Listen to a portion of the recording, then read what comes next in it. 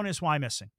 And we watched Twin Valley manhandle Wyomissing. Frank, I apologize saying it that way, but they really did on that Saturday afternoon from Wyomissing. Last week, we saw a Susquehanna team that had to play from the game bounced back and forth, but in the end, they had to play from behind to beat Wyomissing. At least when you look at a game that way, would you give a slight edge to Twin Valley? Yes, I think when you look at it that way, you have to give the edge to Twin Valley. That game against Wyomissing, they just shut down the Spartans' offense right from the jump, and it played a great game defensively throughout. They scored 22 points, I believe, in that one. That was more than enough to win. You look at last week, Wyomissing going down to the wire with Susquehanna Township, as you mentioned, came on really a Hail Mary at the end of the game, gave Susquehanna Township the win. So, yeah, I think you would give Twin Valley the slight edge in that factor. Eric Epler, he's had Twin Valley as his number one team in the state in 4A for quite a while now. Yeah. So, no matter what part of the state you might be in, I think everybody expects a lot from Twin Valley, and rightfully so. They're 12-0. They've been blowing teams out all season to get to this point. They've had a great season so far. This is the first time they've made it to the district final in their program's history, so a great season. So, yeah, I think Twin Valley, to this point, they've proven themselves, so why doubt them at this point? You talk about the offense for Twin Valley. On 4 different occasions this season, they scored more than 60 points. Now, Susquehanna has done the same thing, and Susquehanna and Twin Valley on a few occasions have put more than 50 points up. So you alluded to this earlier, the fact that you expect to see a lot of points. I think we're going to see a lot of points. Let's start the run-through here as we'll get Kyle Reuter to cue up some music here. These are some of the games that we're going to be following. Again, right now, Matt, we've got 24 games left on the docket, and we'll go with 4A tonight. Central York and Harrisburg will meet up tonight. The Harrisburg is the defending District 3 6A champion. They're playing for a district title there. State College and Pittsburgh Central Catholic. That game is also taking place. Easton and LaSalle. That is getting underway in 6A in Penn Ridge and North Penn. That is a District 1 championship and a rematch of an earlier game that Penn Ridge won. What's happening in 5A here tonight, Matt? In 5A, the game of local interest is Bishop McDevitt-Solanco, because that's your District 3 Class 5A final. Bishop McDevitt is the defending District 3 Class 5A champion. Solanco obviously out of the LL. In other areas of the state, out in Pittsburgh in the WEEU, it's Pine Richland taking on Peters Township for the WEEU championship game. Peters Township is undefeated. Hollidaysburg will make the trip east to face Roman Catholic coming out of Philadelphia. And Springfield Delco is taking on Chester in a game between 2 District 1 teams. Chester's 7 shutout wins this season. In 4A, we mentioned Susquehanna and Twin Valley, our game at the top of the hour. They get the winner of Oil City and Aliquippa. Other side of the bracket, Southern Lehigh and Shamokin, and North Pocono and Cardinal O'Hara. In 3A, Newman Goretti is going to take on Trinity. That game being played right in our neck of the woods, Jeff, at Exeter. Yep. Scranton Prep's going to take on Northwestern Lehigh. Northwestern Lehigh still undefeated, 13-0. Out in the WEEU in Pittsburgh, it's Avonworth taking on Amani Christian. Both teams are undefeated. And Penn Cambria is going to play Sharon, also in a 3A quarterfinal. In the 2A bracket, the 4 games that are featured tonight, Southern Columbia and Steel High. It is going to be Lansdale Catholic taking on Williams Valley out of the Lehigh Valley. Richland and Farrell and Seton, LaSalle, and Steel Valley on the other side of the bracket. And rounding out the scoreboard in 1A, Bishop Guilfoyle is going to take on Westinghouse out in western Pennsylvania. Belmont Charter out of Philadelphia is going to take on Lackawanna Trail. Laurel and Clareton are going to face off for the WEEU District 7 championship game. Both teams are 12-1. And Greenville is going to take on undefeated Port Allegheny. We will wrap and pack our portion of the pregame show. Get ready to send it out to Bob and Frank at Elko. Again, coming up at the top of the hour, you get the live video stream on our YouTube channel at 830 WEEU Sports. It will be Susquehanna and Twin Valley. You're listening to us on the AM dial 830 WEEU and the voice of Berks Beyond. Hey, Berks County, Chick-fil-A Catering makes game day even better. Choose from a variety of trays, including Chick-fil-A nuggets, mac and cheese, and chocolate chunk cookies. Perfect for your next gathering. Place your order through the Chick-fil-A app, online, or by calling ahead and pick it up at your local Chick-fil-A restaurant at Broadcasting Square, 5th Street Highway, and Exeter Commons. Take cooking off your plate this football season and enjoy the perfect spread with Chick-fil-A catering. Availability and order requirements vary. See restaurant for details. Noisy, squeaky, or uneven garage doors? Do they snap, crackle, or pop? Having trouble opening or closing? Get a garage door tune-up now from Overhead Door Reading. For just $99, we'll inspect, lubricate, and adjust your garage doors so they run smoothly and quietly. Don't get stuck in the driveway this winter. Call today and ask for our tune-up special. Serving the community since 1965. Overhead Door Reading. We're more than just doors. OverheadDoorReading.com. Welcome back, everybody. Final segment here. Post-game coverage, we're going to talk about Harrisburg and Central York with Travis. We're also going to talk about LaSalle and Easton, Penridge and North Penn. We're going to talk about that with the different reporters out in the area. Chester, Springfield, Delco game. Obviously, Bob McCool will talk about the Twin Valley Susquehanna matchup. We're also going to check in with our friends from the Black Diamond Sports Network, Shamokin and Southern Lehigh. Adam Cook, he's at Exeter tonight for that Trinity Newman Goretti game. Dalton Moore is at Sealands Grove for Southern Columbia and Steel High. They will all check in. Then at 11 o'clock, we've got a roundtable, talk about the season and what happens after tonight. Jared Montalto in studio with us. And then joining us on the StreamYard app will be Travis Sparks, Jack Leckler, Billy Splain, and Eric Kepler. So got a full night coming your way. That's all the time we have for our portion here of the Shell's Restaurant, Dairy Swirl, and Miniature Golf pregame show. For Matt Knob, I'm Jeff Nolan. Let's get ready to send it to Elko. That is where Bob McCool and Frank Ferrandino wait, as we've got live coverage of Twin Valley and Susquehanna playoff football next on the Voice of Berks and Beyond, 830 WEEU.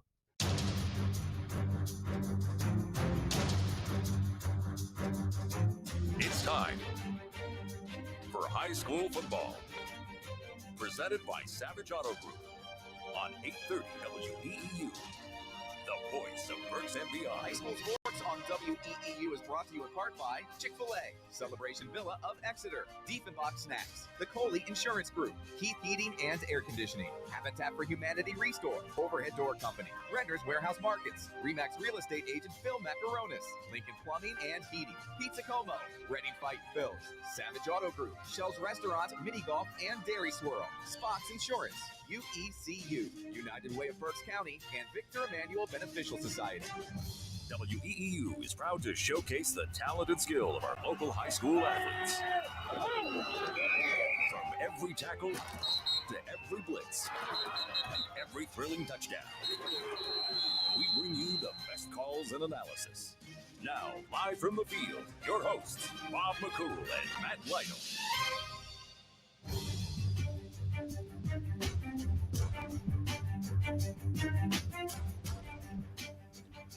Good evening, everyone, and welcome to Elko High School in Myerstown. WE's coverage of postseason high school football continues tonight. District 3 4A championship game. It's the Twin Valley Raiders and the Susquehanna Township Indians. Both teams 12-0 on the season.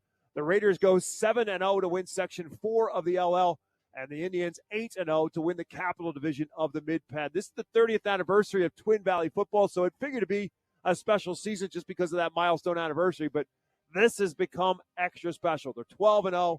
They're ranked number 1 in the state in Class 4A by Penn Live, and they're now playing for their first ever District 3 football championship.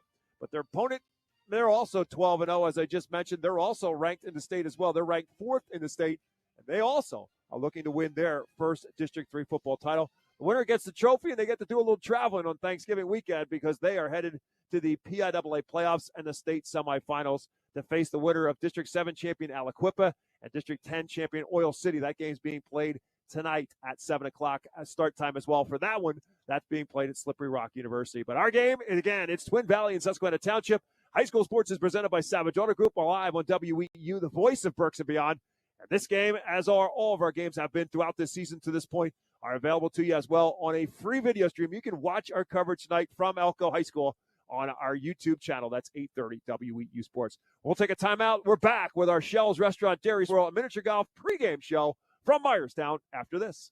Elliker Financial LLC is proud to serve the Twin Valley community as your local fiduciary based in Morgantown. From personalized investment management to comprehensive financial, estate, and tax planning, we create strategies tailored to your life and goals. When it comes to preparing for retirement, count on the local fiduciary and advisor who puts you first. Elliker Financial LLC is a registered investment advisor offering advisory services in Pennsylvania and in other jurisdictions where exempt from registration. You should consult with appropriate tax and financial advisors for advice specific to your situation. Elliker Financial is not responsible for the content, accuracy, or suitability of any advertisements heard during this program. Whether you're in the market for your dream car or a daily driver, McGinty Motor Cars has you covered.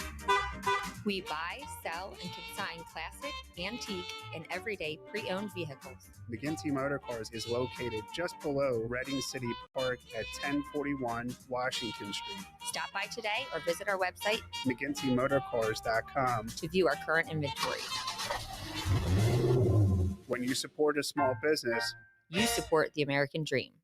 Elliker Financial LLC is proud to serve the Twin Valley community as your local fiduciary based in Morgantown. From personalized investment management to comprehensive financial, estate, and tax planning, we create strategies tailored to your life and goals. When it comes to preparing for retirement, count on the local fiduciary and advisor who puts you first. Elliker Financial LLC is a registered investment advisor offering advisory services in Pennsylvania and in other jurisdictions where exempt from registration. You should consult with appropriate tax and financial advisors for advice specific to your situation. Elliker Financial is not responsible for the content, accuracy, or suitability of any advertisements heard during this program.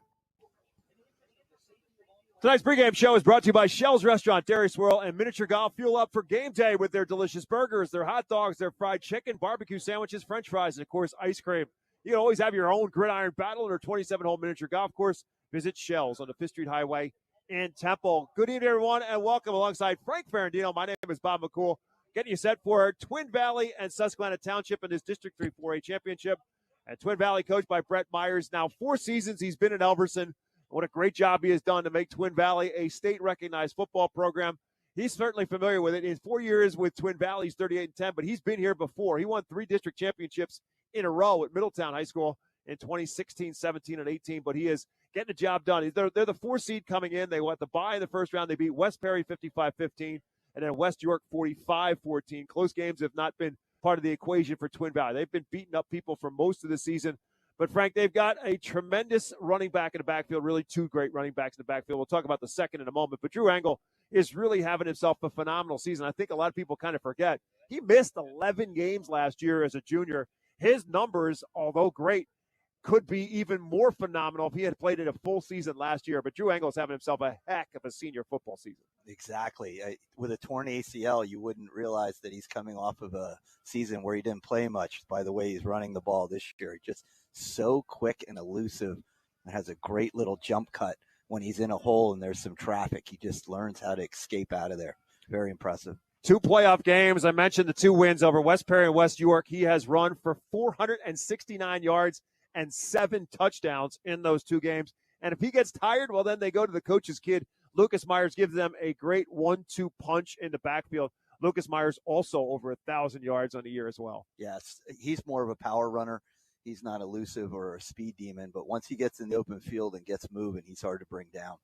Susquehanna Township's coached by Joe Heaton. He's in his 23rd season with the Indians. He's won 136 games in his time here.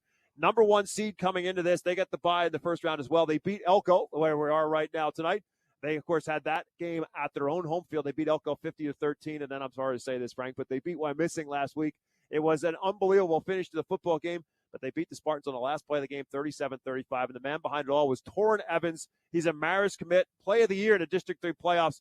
That's all you can really say about it last week. Scrambled around, finds an open receiver in the end zone. Sometimes, Frank, you got to tip your hat to a great football player making a great football play. Absolutely. That was completely off script when it happened. He just made a play, got outside the pocket, scrambled around, found a receiver, just a big-time play. But what you also have to worry about with him, in addition to his arm, is what he can do with his legs. He's over 2,600 yards passing. He's also run for over 800 yards, and so you have to be mindful of him. Got to see if you can find a way to keep him boxed in, if at best. Yeah, I think that's one of Twin Valley's concerns tonight is keep him in the pocket because his runs are not designed all the time, but he scrambles, finds a seam, and then he can fly. Let's take a look at our keys to the game. They are brought to you by RE/MAX Real Estate Agent Phil Macaronis. If you're buying or selling a home, Phil Macaronis is a member of the RE/MAX Hall of Fame with over 20 years of experience providing countless buyers and sellers keys to their real estate transactions. Call him at 610-670-2770. Ask for Phil Macaronis for the keys to buying and selling your home. District 3 4A championship game. Twin Valley taking on Susquehanna Township. Frank Ferrandino has his keys to tonight's football game. So for Twin Valley, I think it's simple. I think they have to stay in their game plan, power football. I would assume they're going to try and get to the edges with Engel and Lucas Myers tonight. And I look for an edge in the special teams game, and I wonder if that is going to be a deciding factor for them. Twin Valley is really solid on their special teams. They've got a good kicker and a good scheme. On the other side of the ball, it's tough to come off of a last-second come from behind win, the emotion of winning that game in the last second. Then you got to turn around, and 4 days later, you're stepping on a field against an undefeated opponent. So I think it's important for them to start off strong, gain some confidence, and settle into the championship game. Tonight's starting lineups are brought to you by Victor Manuel Beneficial Society. They've been serving authentic homemade Italian dishes for over 110 years. New memberships are now being accepted for only $10. The facility at 311 Hazel Street in Reading is also available for rental for private parties, banquets, and celebrations. Victor Manuel, a taste of Italy right here in Reading. Well, this Twin Valley football team that's averaging over 50 points a game, 53-plus points per game on the year, this is the offense. Up front, Noah DiGiacomo is a senior center. Grayson Miller and Andrew Boswell are the guards. Liam Sheehan and Zach Troutman are the tackles. Tight end is Andrew Cabegas. The wide receivers are Ben Grundy and Pat Shanahan. We'll see Dominic Summers in there as well. The H-backs for them, the halfbacks, is Ryan Remeter and Chase Riley will share time at that spot. Joe Buckley is the fullback. He's not going to run with it, but he is a load at 6'1" and 250 pounds.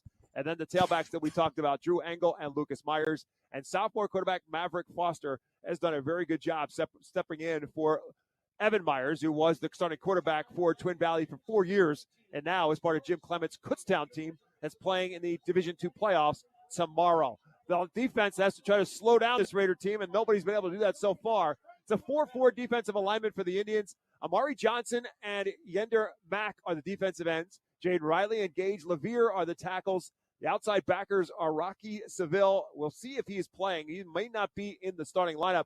We'll see for the Indians, along with Josh Nengati as the outside backers. The inside backers are Jasani Brown and Gahir Mathis. The corners are Jarrett Kern and Zakir Leaks. And the safety is Stefan Millett. The offense for the Indians, center is Gage Levere. The guards, Gurmir Kelly and Karan Rowland. The tackles are Yender Mack and Jade Riley. Josh Nengati is the tight end, and he's also lined up as a receiver as well, along with Jarrett Kern, Zakir Leaks, Stefan Millett, Raymond Sweat will all be in that rotation as they're on the receiver spots. Again, Raquise Seville is their second leading rusher behind the quarterback, Torrin Evans. Xavier Rivera had a big game last week in the win for the Indians. And again, Torrin Evans, the 6 foot, 175-pound senior quarterback committed to Marist University to run the show for Susquehanna Township. The defense will try to slow him down. Joe Buckley and Aaron Sumner are the defensive ends. Grayson Miller, Noah DiGiacomo are the tackles. Linebackers are Lucas Meyer and Ryan Remeter. Keenan Munn will be in that mix as well. The corners are Engel and Ben Grundy. The safeties are Grant Moser and Maverick Foster. That's the starting lineups, again, presented to you by Victor Emmanuel Beneficial Society. Game time weather outlook is brought to you by the United Way of Berks County for over 100 years. United Way has been a force for help, hope, and opportunity. They lead and invest in programs that strengthen education, literacy, food security, and job opportunities, helping children and families to thrive. Together, they do right here, building a stronger community for generations. Learn more or volunteer at uwberks.org. Well, for mid-November, really late November, the week before Thanksgiving, to have our game time temperature sitting at 49 degrees, and more importantly than anything, for what we've been going through the last couple of weeks, wind showing up as 0. Can't ask for better than that. Maybe with a gust, to look out for the gust, there's up to 4 miles an hour. So all in all, a really nice night for football on this nice facility here at Elko High School, as these two teams, again, vying for an opportunity to get to the state semifinals. That's what awaits the winner of this game. A trip to the state semifinals will take on either Aliquippa or Oil City. Those two going against each other right as we speak at 7 o'clock at Slippery Rock University. So the winner of that will meet the winner of this one next weekend at a site and time to be determined. But that's the matchup, Twin Valley and Susquehanna Township.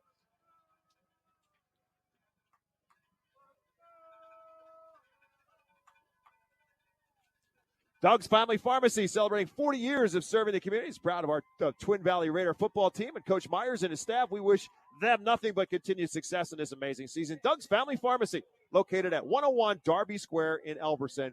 They say, let's go Raiders. We'll take a timeout. We'll come back with more of our Shell's Restaurant, Dairy Swirl, and Miniature Golf pregame show after this on the WEEU, the voice of Berks and beyond.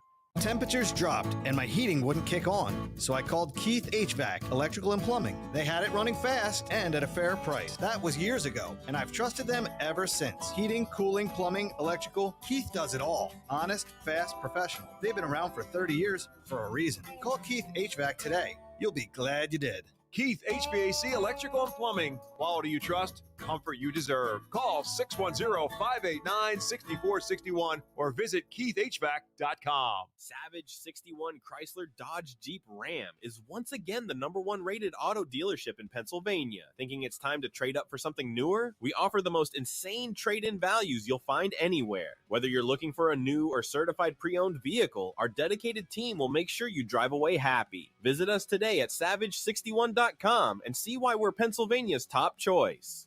To find out how WEEU can be your affordable advertising partner, call 610-345-7338. Hey, Twin Valley fans, ready to celebrate at Nuss's Deli. They are inviting the whole town to their grand opening at their new location, 3146 Main Street in Morgantown, right next door to the original. Tomorrow morning, 9:55, Nuss's Deli will be celebrating with a 6-foot hoagie cutting ceremony. There'll be vendors and raffles for merchandise and gift certificates. Get Nuss's Deli, fill your belly, and join them tomorrow for the grand opening of their new location. As we continue with our pregame show presented to you by Shell's Dairy Swirl and Miniature Golf. And we remind you of what's coming up this weekend. More football coming your way tomorrow. Penn State, Nebraska starts with Nittany Extra, presented to you by Appella Wealth in Wyomissing. Rich Garcella and yours truly break down the Penn State Nittany Lions as they take on the Nebraska Cornhuskers. And then the pregame show coverage from Penn State Radio Network begins at 5:30. Kickoff with Steve Jones and Jack Ham.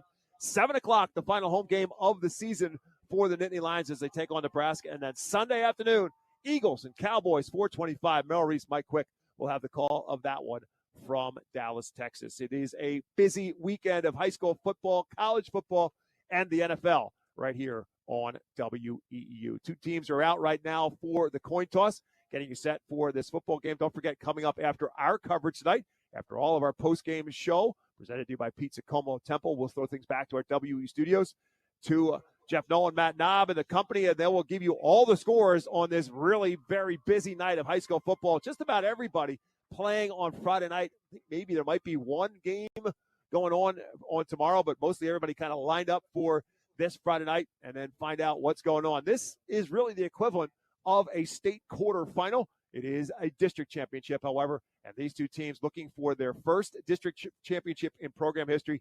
The Raiders have never played for one. Susquehanna Township has been in the final 3 times. 1986, they lost in the 2A final to York Suburban. 2009, they lost in the 3A championship to Manheim Central.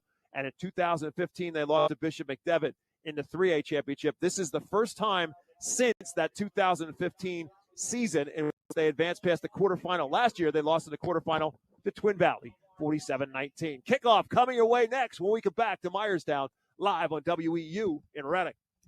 This season, stick with everyone's favorite snack, Diefenbach's Kettle Chips. Legend has it Mark Diefenbach loved kettle-cooked chips so much he turned his Berks County kitchen into the ultimate snack factory. Now, over 60 years later, we're still making that delicious PA-crafted crunch with the same passion and quality right where it all began.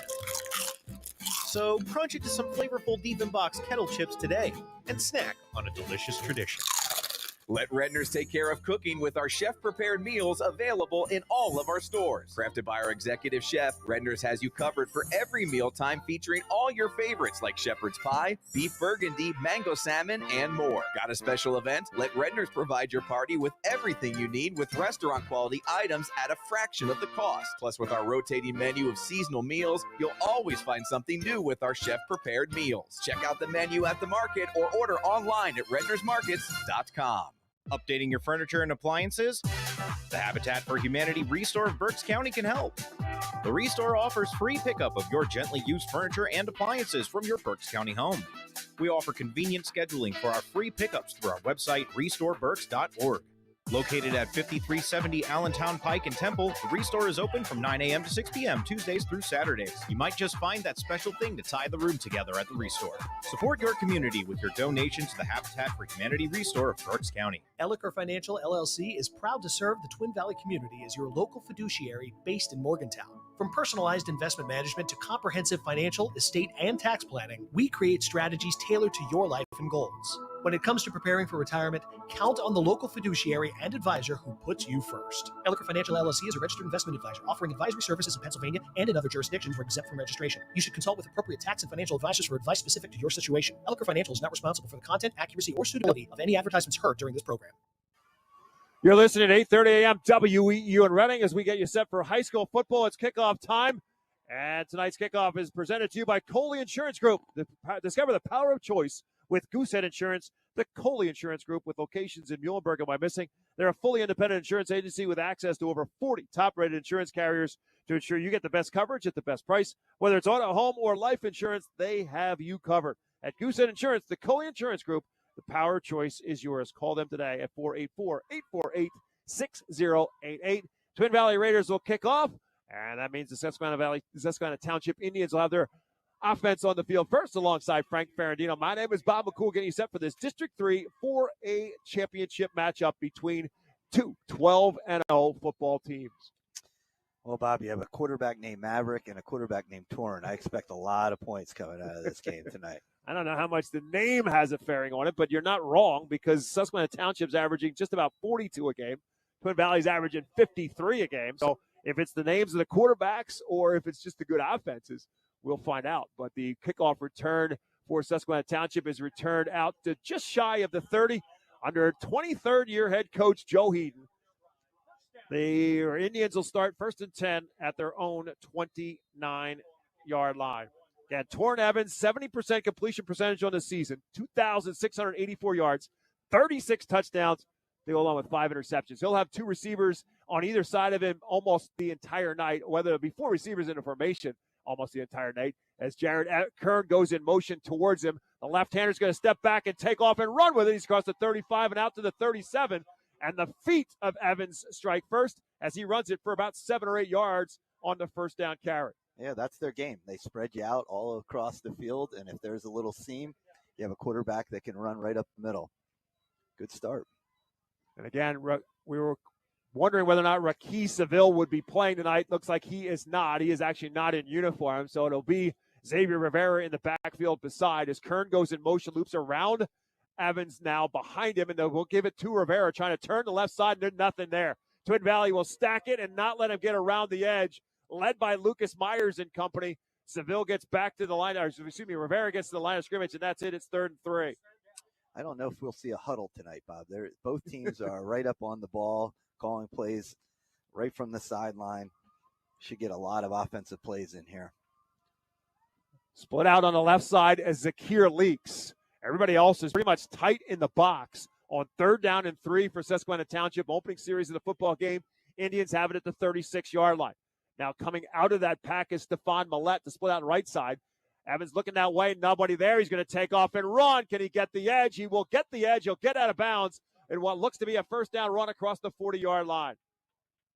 Smart play, knew exactly where the sticks were. That's the experience of a quarterback that's been around the block a few times. He knew exactly where he had to go for the first. 3-year starter. He's over 7,600 yards passing with it. Talking with Joe Heaton. He's a 4.0 student. And obviously the interest is there. Maris has already got him committed, but doesn't mean that people are not still looking at Torrin Evans, the 6', 175-pound senior. Little toss sweep this time, trying to get a Rivera around the corner of the short side of the field. Nothing but Twin Valley Raiders there to break it up and stop it quickly. And the Raiders will bring him down. Cabegas comes up from his defensive end spot and wraps him up, and that's actually for a loss back to the 39-yard line, a loss of a yard. It'll bring 2nd down and 11. Twin Valley's tough on the edge defensively. Good speed in the secondary, and they converge nicely there. So Rivera loses a yard, 2nd and 11. Stephon Millette split out on the left side. Nangati slot right, and Kern split right. Twin Valley coming with a blitz with Myers up the middle. They They go around caught it. They got a big hole. And Rivera's got nothing but daylight. 30, 20, 15, 10, 5. Touchdown, Susquehanna Township.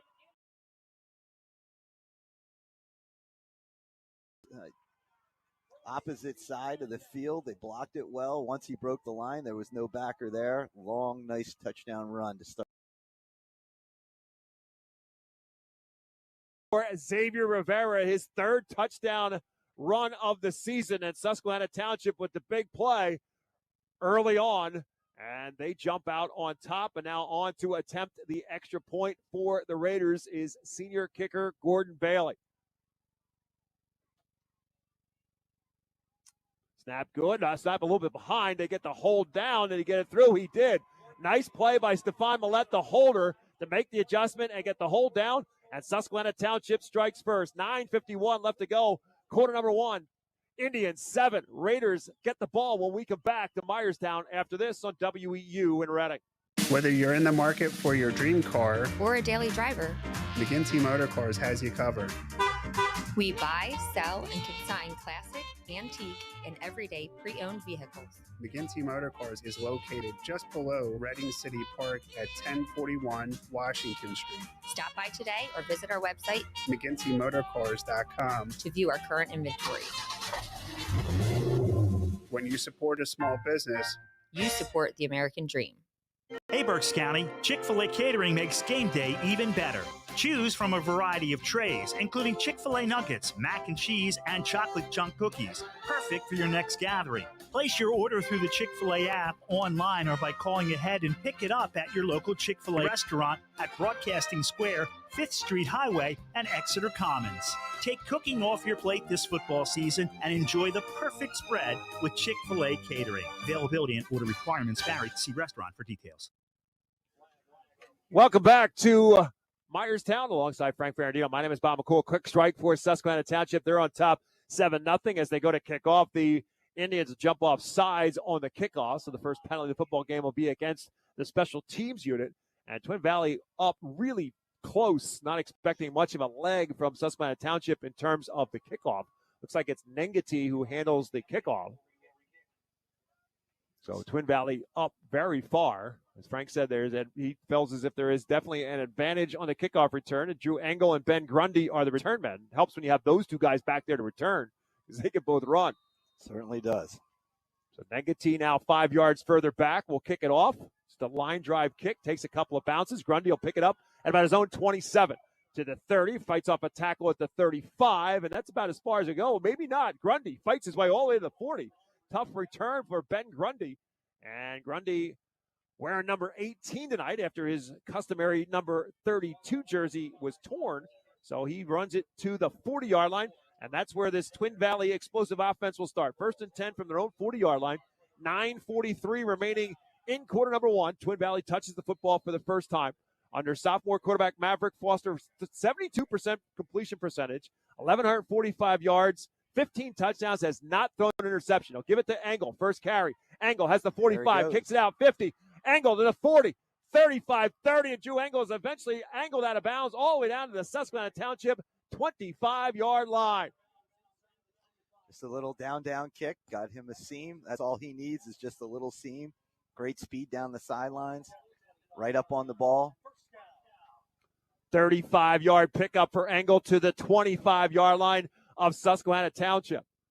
Grundy lines up on the right side for Twin Valley. Pat Shanahan on the left side. Officials stopping the clock. I'm not sure if this is a timing issue. Looks like they're discussing something. No penalty flag was thrown. So 1st and 10 for Twin Valley at the 25-yard line. As Drew Engel's monster senior season continues, he's had a great career. That run will put him over 3,700 yards in his career now.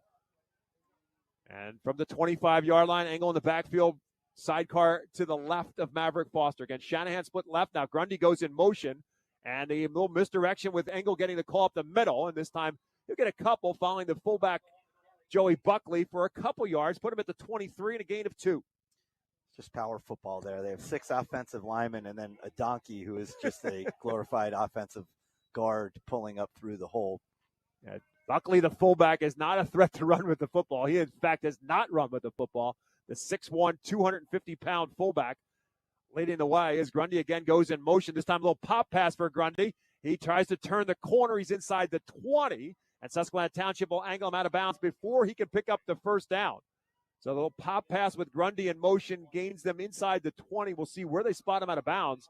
It's like it's at about actually right at the 20, so it's a gain of just 3. Twin Valley's in a 3rd and 5. And we'll go as a completed pass from Foster to Grundy. 19th catch of the year for Grundy, who's now lined up in a slot to the right side with Shanahan split to the right. 3rd and 5, 4-down territory for Twin Valley. Absolutely. I see Engel with the ball twice here if it needs big. Jace Oliver, a tight end, goes in motion. Here's Engel on the carry. It looks like it's going to be twice because they will wrap up Engel before he can get the first down. They got to get to the 15, and Engel gets to about the 17.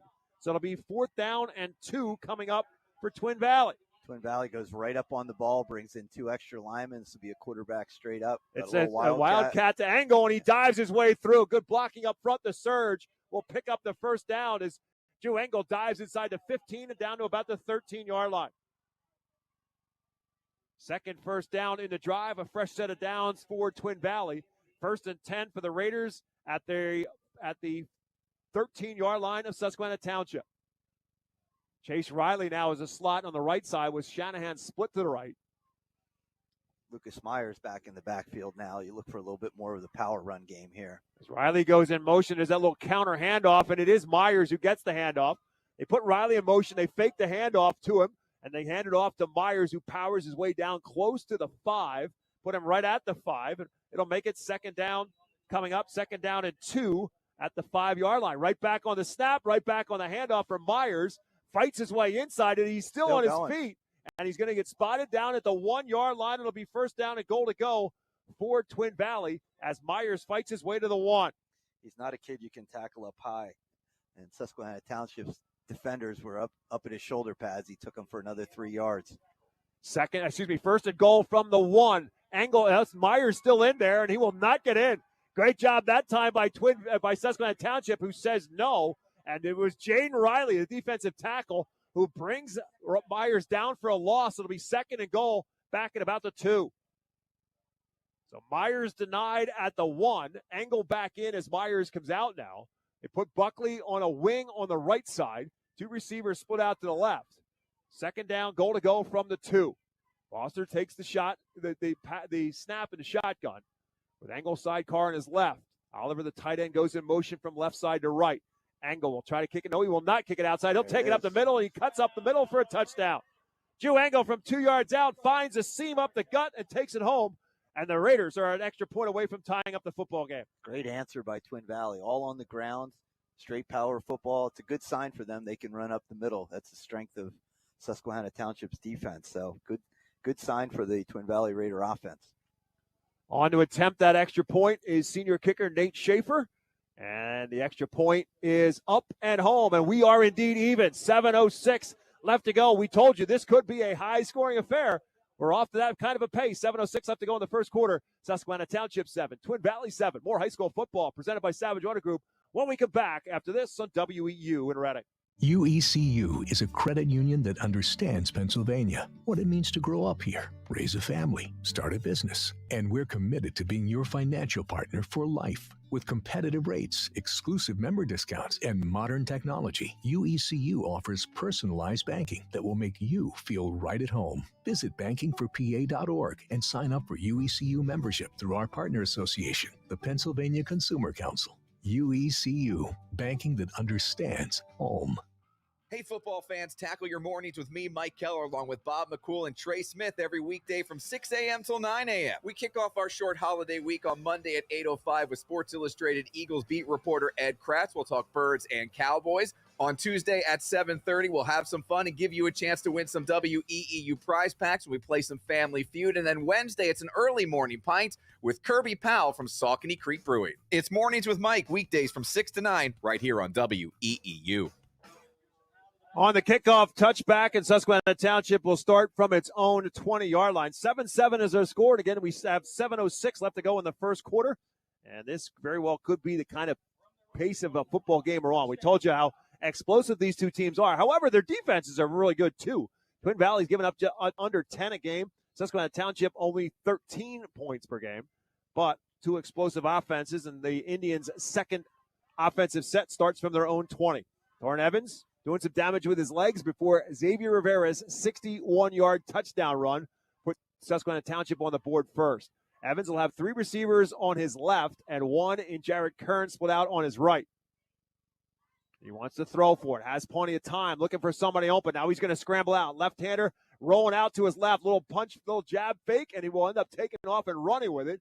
And it will take him out about just shy of the 25, maybe the 23 or 24-yard line, depending where Torrin Evans stepped out of bounds. It's at the 23. You can tell their offensive line is used to this kind of a scrambling quarterback. It's awfully hard not to go downfield or hold or clip but they're used to this kind of just drop back and see what happens and just hold your blocks.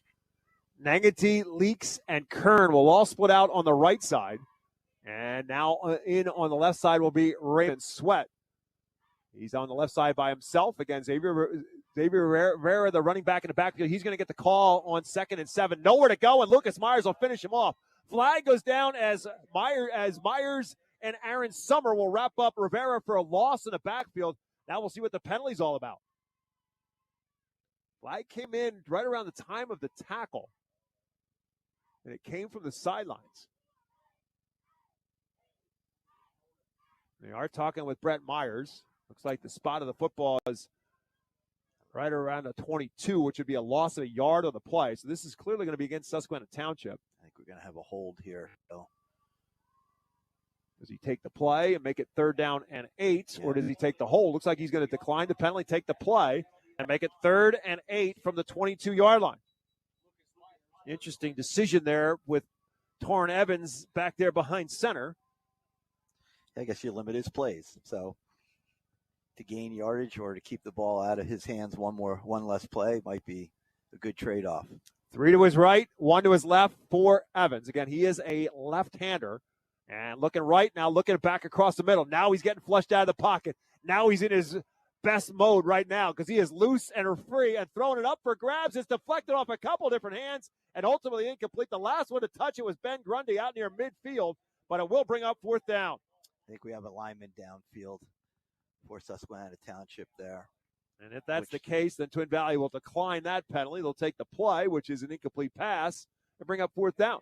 So to your point, Frank, Brett Myers, if you want to call it a gamble or playing the percentages, works out for him because they get the incomplete pass, and now Susquehanna Township's in a position where they're going to have to punt the football.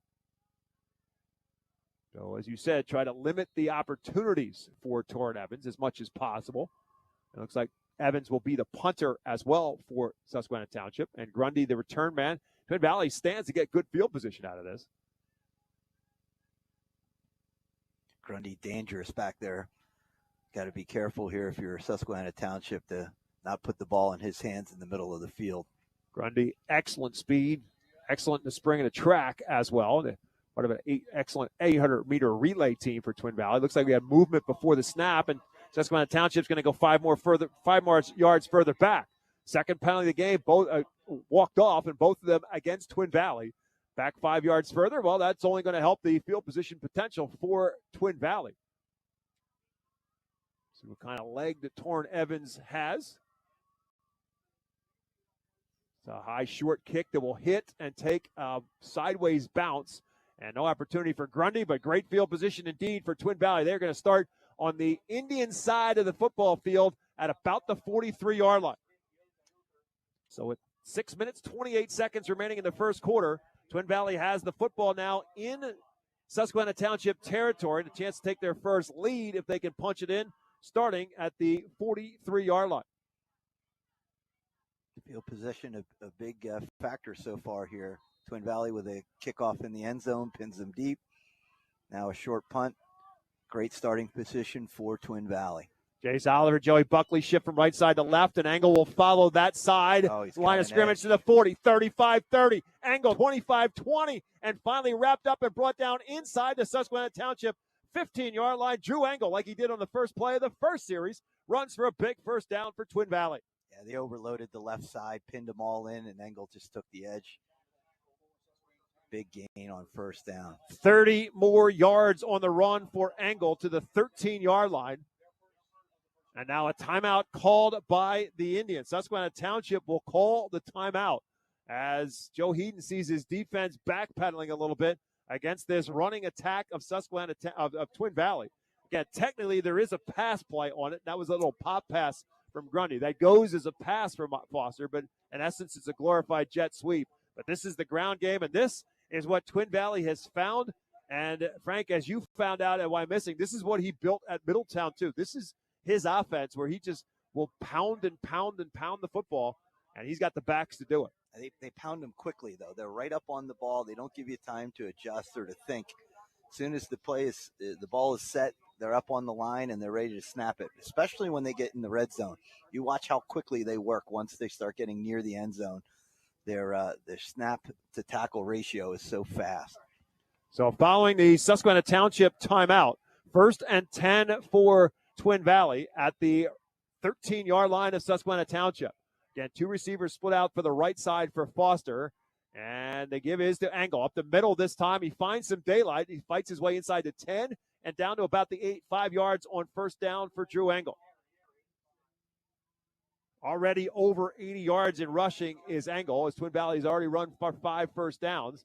Engel now will come out, and Lucas Myers will come in, much like they did the last time. Once they got inside the 10, they went more to Myers as the back in the backfield. 2nd and 5 from we'll call it about the 7-yard line for Twin Valley. Chase Riley will go in motion from the right slot. And a little misdirection for Myers trying to turn the right edge. He's got the 5. He will get his way to about the 3 and roll out of bounds at about the 2-yard line. And it looks like he's awfully close to a first down. They can get the first down without getting the touchdown. We'll see if it's enough. Yeah, I believe it is. 1st and goal. First down, goal to go as Myers tossed out of bounds. Puts them in a 1st and goal at about the 2 on the 6-yard run for Lucas Myers. And now Myers will stay in there as the back. And with the touchdown now has 29 on the season running with the football. Myers has 20. 1st and goal from the 2. Buckley, the fullback, kind of dances from the right side to the left.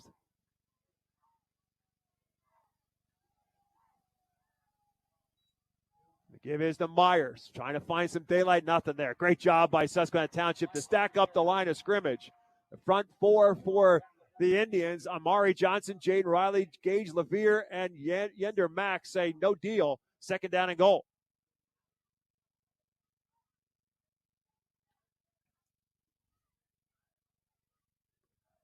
Myers will stay out there. Jace Riley, the tight end, now is in a slot on the right side with Grundy split out on the right. Buckley, tight end on the left side, or fullback on the left side. Oliver goes in motion. Yep, overloaded that side again. Little seam, touchdown. And Lucas Myers will take it in for the score from 2 yards out as they look for one direction and go the other. And Myers takes it in, and Twin Valley takes its first lead. And a 2-yard touchdown run, as I just got done saying. Myers now with 21 touchdowns on the year.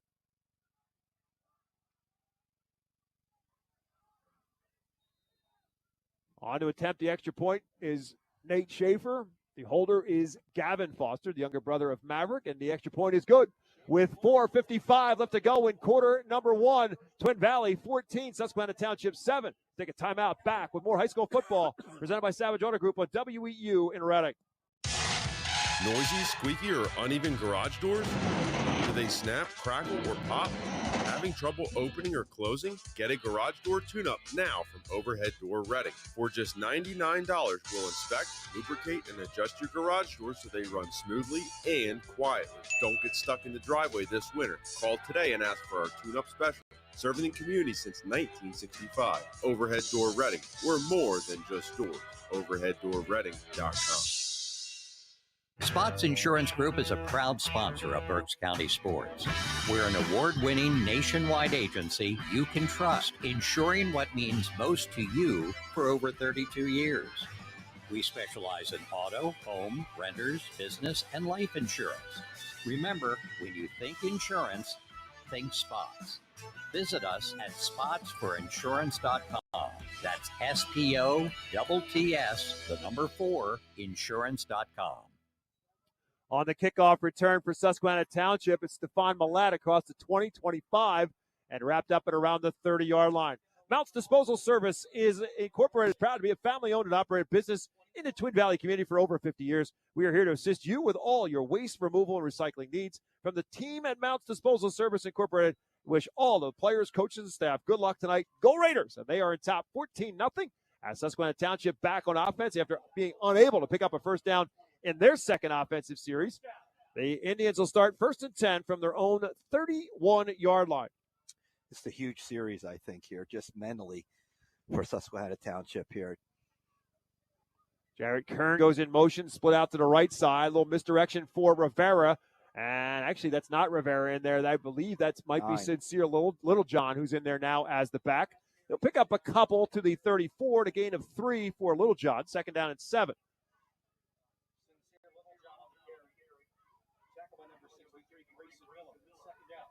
Evans this time is going to be a naked backfield. 4 receivers bunched on the right side and 1 on the left. Evans looking right where that's 4 bunches are. Now he's going to get flushed out and roll that way. Flag goes down as he takes off and runs. It'll be a first down pickup if the play stands. Coming up and making the stick was Keenan Munn for Twin Valley. Good open field tackle to trip up Torrin Evans, but we'll see what this is going to be about. This is in the area of hold. Yeah, I think one of those linemen got caught on the edge, just grabbing a jersey to get some space for Torrin to get to the outside. This will back him way up here. So the third penalty of this first quarter for Susquehanna Township. Wipe out the first down run for Torrin Evans. Put them now in a 2nd down and 17. It should be. Backed up to the 24-yard line. That's where it'll be. 2nd and 17 at the 24 for Susquehanna Township. We'll split the receivers now on the left side. Nangati, Millett, and Kern on the left side. And 1 receiver split out on the right side. Evans does have Little John in the backfield with him. He's sidecar to his right. And another whistle before the snap. We have another procedure penalty here. You are correct. 4 first quarter penalties against Susquehanna Township. Job is tough enough against Twin Valley. Don't want to keep backing yourself up. They're now in a 2nd and 22nd.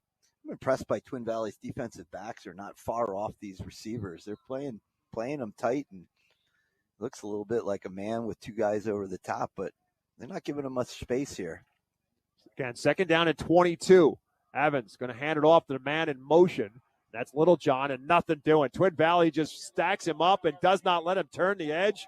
Drop him for a loss all the way back inside the 20-yard line. We'll see exactly where they spot his forward progress down. Looks like it's going to be about the 18-yard line. That's a loss of 6 more. Wow. That's going to put him in a 3rd, about 28. Wow. So this is exactly what Twin Valley's looking for. Can Torrin Evans work his magic? He's going to need some real magic here on 3rd and 28. Again, 3 to his left, his natural side, a high snap. He takes it. He's going to take off and run with it. At least he's going to try to.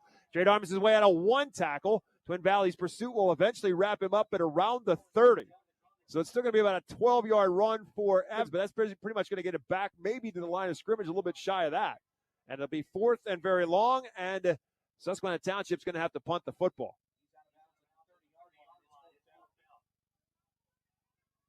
So a 12-yard run for the quarterback puts them in a 4th and long.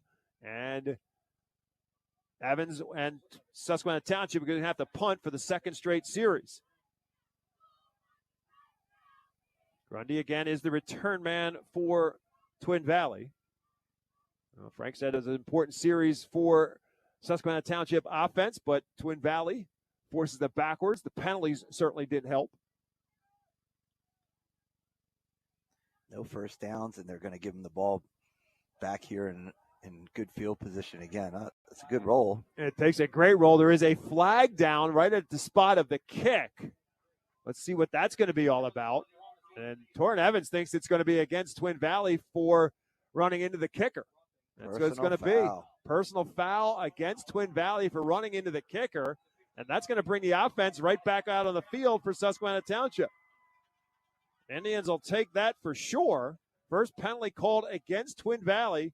Again, personal foul penalty, and Susquehanna Township gets to bring their offense back out on the field.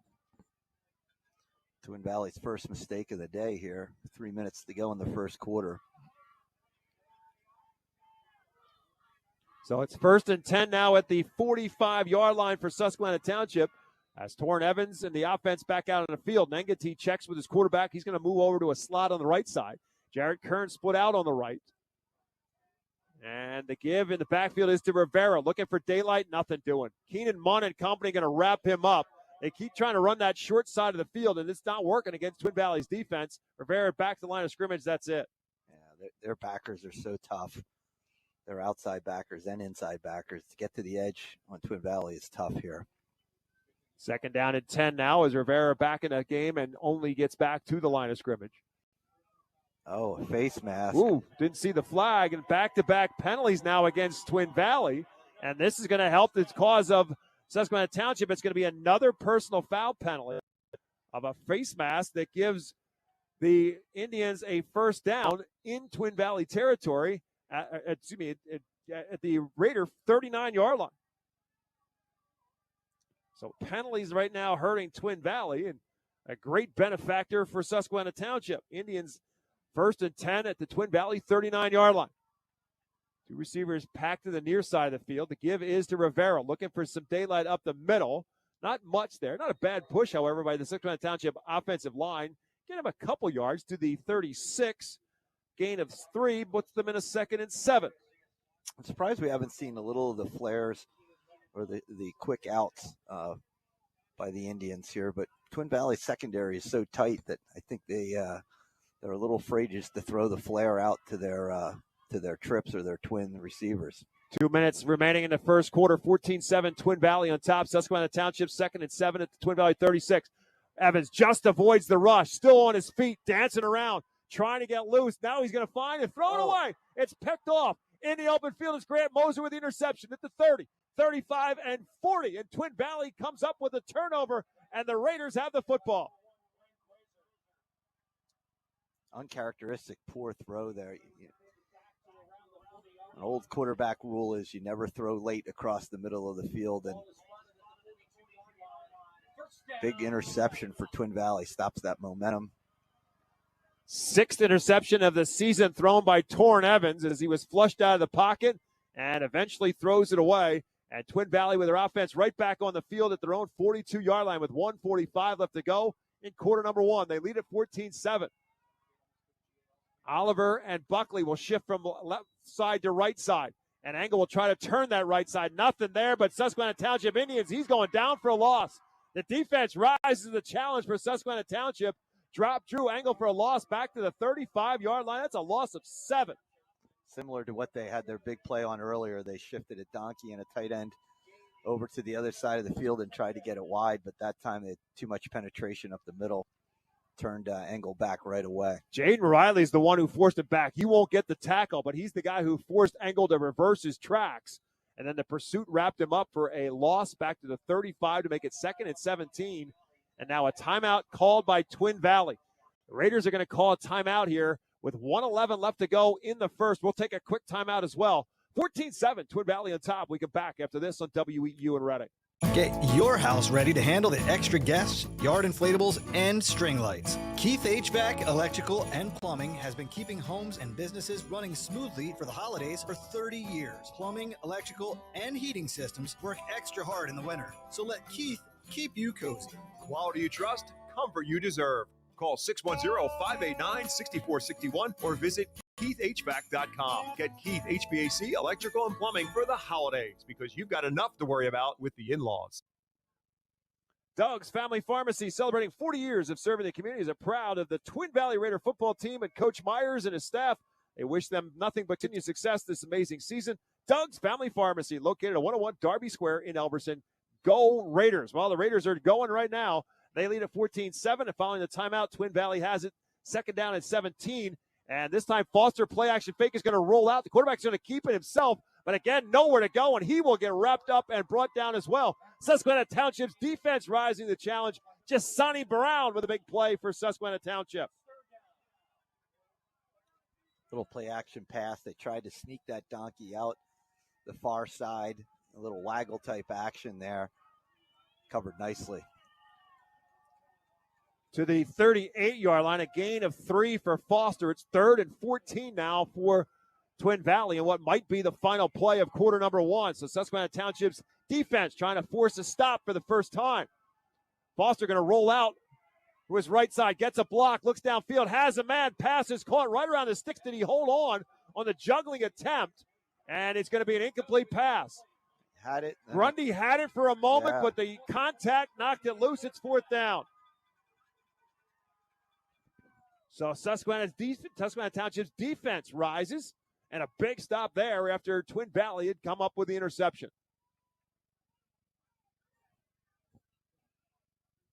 Grundy back to punt. Again, you got to be careful. When you have a good athlete back at the punting position, you're always worried about a fake. Stephon Millette will be the return man for Susquehanna Township. He's the only one back there. Everybody else up tight. A low snap. Grundy has to dig it out. Steps around and gets it off. It's a high, short kick. Millette will call for a fair catch at about his own 22. The athleticism of Ben Grundy saving Twin Valley on the low snap punt. Yeah, they avoided disaster there. That was a really athletic play. Picked the ball up off the ground on the poor snap and then still got off a nice high punt. Wouldn't allow a return. On the fair catch, Millette at the 22-yard line. So this will probably be the final play of quarter number 1. 14-7, Twin Valley on top. So Susquehanna Township now starting from their own 22. Seems like every time they get a possession, it's way deep in their own territory. Make a team travel 80 yards to help your defense out. Evans again with 2 receivers each way. And he's looking left all the way. Nobody open. Now he's flushed out to the right. Evans stops, plants again, throws downfield. Looking for Kern. It's incomplete, and the flag is down at the line of scrimmage. Well, we're no shortage of penalties in this first All quarter. of a sudden, there were 4 straight against Susquehanna Township and then 2 straight big personal foul penalties against Twin Valley. This one you figure is in the area of a hold. He's going to back up Susquehanna Township.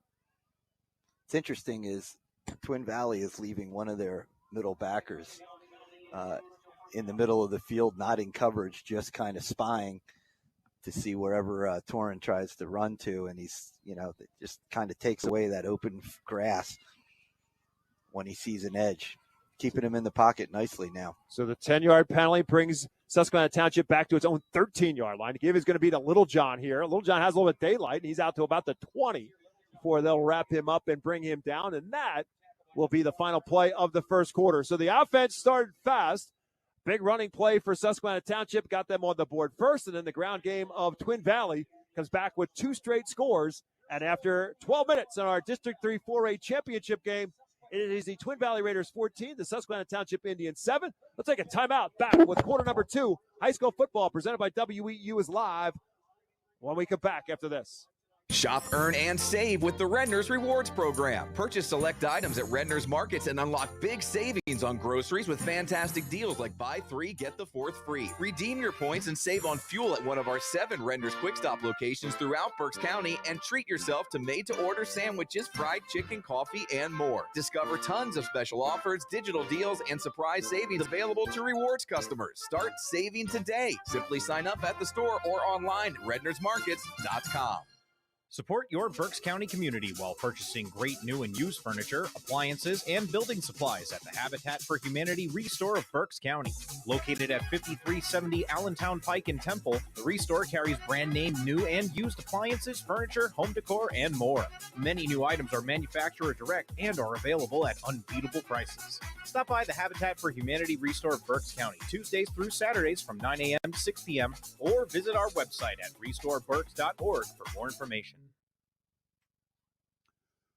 We get set to start quarter number 2 alongside Frank Ferrandino. My name is Bob McCool. High school football on WE tonight. Whether you're listening to us on the radio, you're watching us on YouTube. Hope you're enjoying high school football with 2 12-0 teams battling one another. 14-7 Twin Valley on top. Susquehanna Township has it after a holding penalty.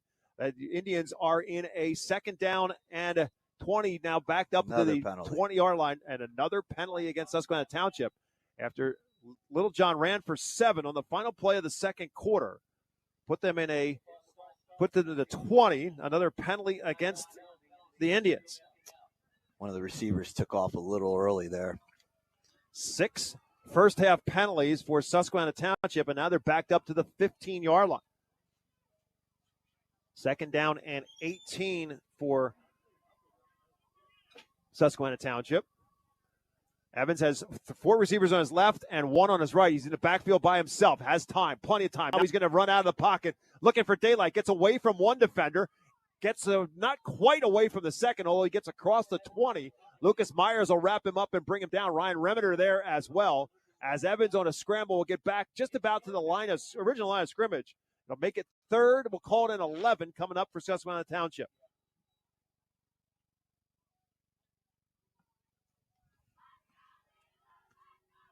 So 8 yards on the scramble by Evans. He is over 800 yards on the year, now going close, now over 900 yards on the year with his unofficial 34 yards so far in this game. 3rd and 11 coming up now for Susquehanna Township. They do bring Rivera back into the game, put him in the backfield sidecar right of Evans. And he wants to throw for it again. Again, plenty of time. Now he's going to get flushed out. Now he's going to take off and run again and break a tackle across the 30. He's close to the 1st down, but I don't think he has enough. Little short. Wrapped up and brought down by Rementer. They're moving to chains. Wow, without even a measurement there. Holy mackerel. So a 1st down carry for Evans on the quarterback scramble. And Torrin Evans keeps the drive alive at the Susquehanna Township 33-yard line. And he needed 11, and he got it. I don't think Coach Myers is happy about that early decision for a 1st down there. He looked a little short from up here. 1st and 10 from the 33, Susquehanna Township. Has 2 again on Evans' left and 2 on his right. Give is to Rivera, trying to get around the right edge. They will come up and pinch him in and wrap him up as Aaron Sumner comes up to make first contact. And we got a player shaken up on the play. So Susquehanna Town, it's actually a Twin Valley player. It's Lucas Myers. He's fine. He gets back up as Rivera gets to the 35 and a gain of 2. Big hit by Lucas Myers there at the line of scrimmage. 2nd down and 8 now for Susquehanna Township. Indians playing in the Mid-Penn Capital. Two common opponents for these two teams in West Perry, who's in the Mid-Penn Capital. Susquehanna Township beat them 55-7. Twin Valley beat them in the quarterfinals of the district playoffs 55-15. Evans looking right, nothing there. Now looks back the other way, nothing there again. Flushed out one way, goes back around the other way. Torrin Evans still on his feet and eventually just throws that one towards the sidelines and incomplete, gets tossed to the ground as Evans trying to get himself free, and eventually Andrew Cabegas tosses him down. It will be an incomplete pass. It's 3rd and 8. Nice coverage downfield. There wasn't much open. He has plenty of time. He's buying himself some extra time, but there's really nobody open down the field. Evans completes 70% of his passes on the season. He's 0 for 3 with interception so far in this one. He just, to Frank's point, has not been able to find anybody open, and eventually he's had to run out of the pocket. And everybody's deep down the field, and they're well covered. I'm shocked we're not seeing a little bit more of the short passes where they can run with the ball. But again, Twin Valley's up pretty tight. 3rd and 8. Evans looking for somebody. He's looking for the home run. He's got Millett, who's got the football inside the 30 and eventually brought down inside the 25-yard line. Stephon Millett got behind the defense, and Torrin Evans hit him. A little bit of a mismatch there. They have an outside backer trying to run with a split end down the middle of the field. Nice job by the offensive line to give him that much time to find that 3rd look receiver. Goes as a 40-yard hookup. Susquehanna Township back in Twin Valley territory at the Raider 25-yard line, 1st down and 10. Again, 14-7 is our score. 9:26 left to go in the first half. Susquehanna Township hoping to drive for the equalizer. Rivera now will shift out of the backfield, leaving Evans back there by himself. Little quick underneath route. Pass is caught, I believe, by Millett. Had to go down to his knees to make the catch right around the 20. If it stands there, it does. It's going to be a 5-yard pickup. 2nd and 5 now at the 25. That's the first time 20, excuse me. I've seen the ball in Kern's hand, who's a real nice receiver for them, number 1. Just a quick little stop pattern for 5. Again, this time the back shifts out of the backfield. It's Little John looking for the home run, looking for the back of the end zone for Leaks. It's in and out of his hands and incomplete. Defender was there, almost got a hand on it, and ultimately went off the hands of Zakir Leaks and incomplete out of the back of the end zone. Big 3rd down and 5 here. From the 20-yard line, no doubt it's 4-down territory for Susquehanna Township. As Idris Yoder will now check in as a 5th receiver. 2 on the left side, 3 on the right for Evans on 3rd and 5 from the Twin Valley 20.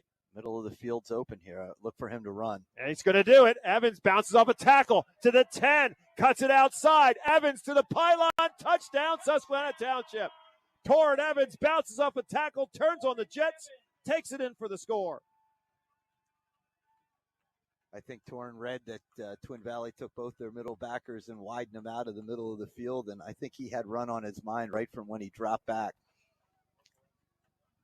So Torrin Evans runs it in for the touchdown, and now Susquehanna Township an extra point away from tying up this football game on the 13th rushing touchdown of the season for Torrin Evans.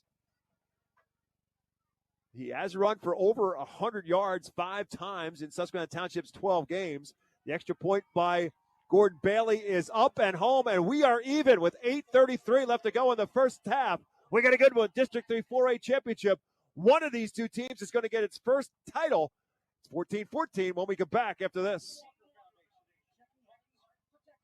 Savage 61 Chrysler Dodge Jeep Ram is once again the #1 rated auto dealership in Pennsylvania. Thinking it's time to trade up for something newer? We offer the most insane trade-in values you'll find anywhere. Whether you're looking for a new or certified pre-owned vehicle, our dedicated team will make sure you drive away happy. Visit us today at savage61.com and see why we're Pennsylvania's top choice. To find out how WEU can be your affordable advertising partner, call 610-345-7338. Elliker Financial LLC is proud to serve the Twin Valley community as your local fiduciary based in Morgantown. From personalized investment management to comprehensive financial, estate, and tax planning, we create strategies tailored to your life and goals. When it comes to preparing for retirement, count on the local fiduciary and advisor who puts you first. Elliker Financial LLC is a registered investment advisor offering advisory services in Pennsylvania and in other jurisdictions where exempt from registration. You should consult with appropriate tax and financial advisors for advice specific to your situation. Elliker Financial is not responsible for the content, accuracy, or suitability of any advertisements heard during this program. A 10-play drive for the Susquehanna Township Indians, and it ultimately goes 77 yards, the last of it 20 from Torrin Evans to take it in for the touchdown. We are tied at 14, and Twin Valley on the kickoff return, right back out on offense, ready to roll, and the Raiders will start from their own 36-yard line. 8:26 remaining in the first half. Like Lucas, it's Engel back in there as the back in the backfield. No, I was right the first. No, it's Myers. And Myers is going to get the call, trying to run near side. Now cuts back to the middle of the field. Susquehanna Township will wrap him, not much doing up the gut. As the middle of that defense will wrap him up. Yender Mack, who's committed to Coastal Carolina, first one there to make contact on Myers at the 39-yard line, a gain of 3. 7 carries for Myers, 8 so far for Engel. Myers stays out there as the tailback. Patrick Shanahan, slot right. Now the tight end, Jace Oliver, goes in motion from left side to right. Foster wants to throw for it. A little underneath route for Oliver, but it's over his head and incomplete. Big 3rd down here for Twin Valley. Want to keep the ball in their hands and keep it out of Susquehanna Township's hands here. So 2 touchdown drives, the first 2 possessions for Twin Valley. Last possession, couldn't pick up a first down, had to punt. And now in a 3rd and 7 from their own 39-yard line. Shanahan split out on the right side. Shanahan on the left, Summers on the right. Shanahan now goes in motion to join Summers. It's all misdirection from Myers, who turns up the field, and Myers will power his way for a first down and into Susquehanna Township territory. First down at 10 at the Indian 48-yard line. Attacking the short side of the field with a tight end wing look. Nice cut by Myers, downhill running, first down. 7th first down for Twin Valley in this football game, all of them on the ground. And a fresh set of downs in Susquehanna Township territory, at the Indian 48. I think they're going to get a big dose of Engel here now. Engel back in as Myers comes out after that first down run. And put him in motion. They go counter handoff for Engel. Slips out of 1 and 2 tackles and spins his way for a gain of just a yard or 2, depending on where they spot him down. A good job again up the middle for Susquehanna Township defensively. They're going to spot him down at the line of scrimmage. No gain on the play. Susquehanna Township starting to get a little penetration up front from their 2 down guards. Chase Oliver now the tight end is in a slot on the left side with Summers split out on the left. Now Oliver will go in motion from left side to right. Give is to Engel going around that right edge, following his blockers across the 35 and down to the 30. Had Liam Sheehan out in front of him to help lead the way. They spot him down at the 42-yard line. It's a gain of 6.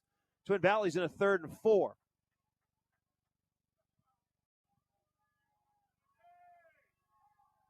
Joey Buckley, the senior fullback, is lined up on a wing on the right side with Oliver, the tight end, a slot receiver now on the right on 3rd and 4. Now they shift Cabegas, the tight end, and Buckley from left to right. So everybody right now on the right side. And it's Engel trying to go that way and not much doing. It was a high snap. Foster had to go up and get it until he handed off to Engel. Good job by Susquehanna Township to wrap him up shy of the first down at the 40. It's 4th and 2. Right on the ball, right into their shotgun.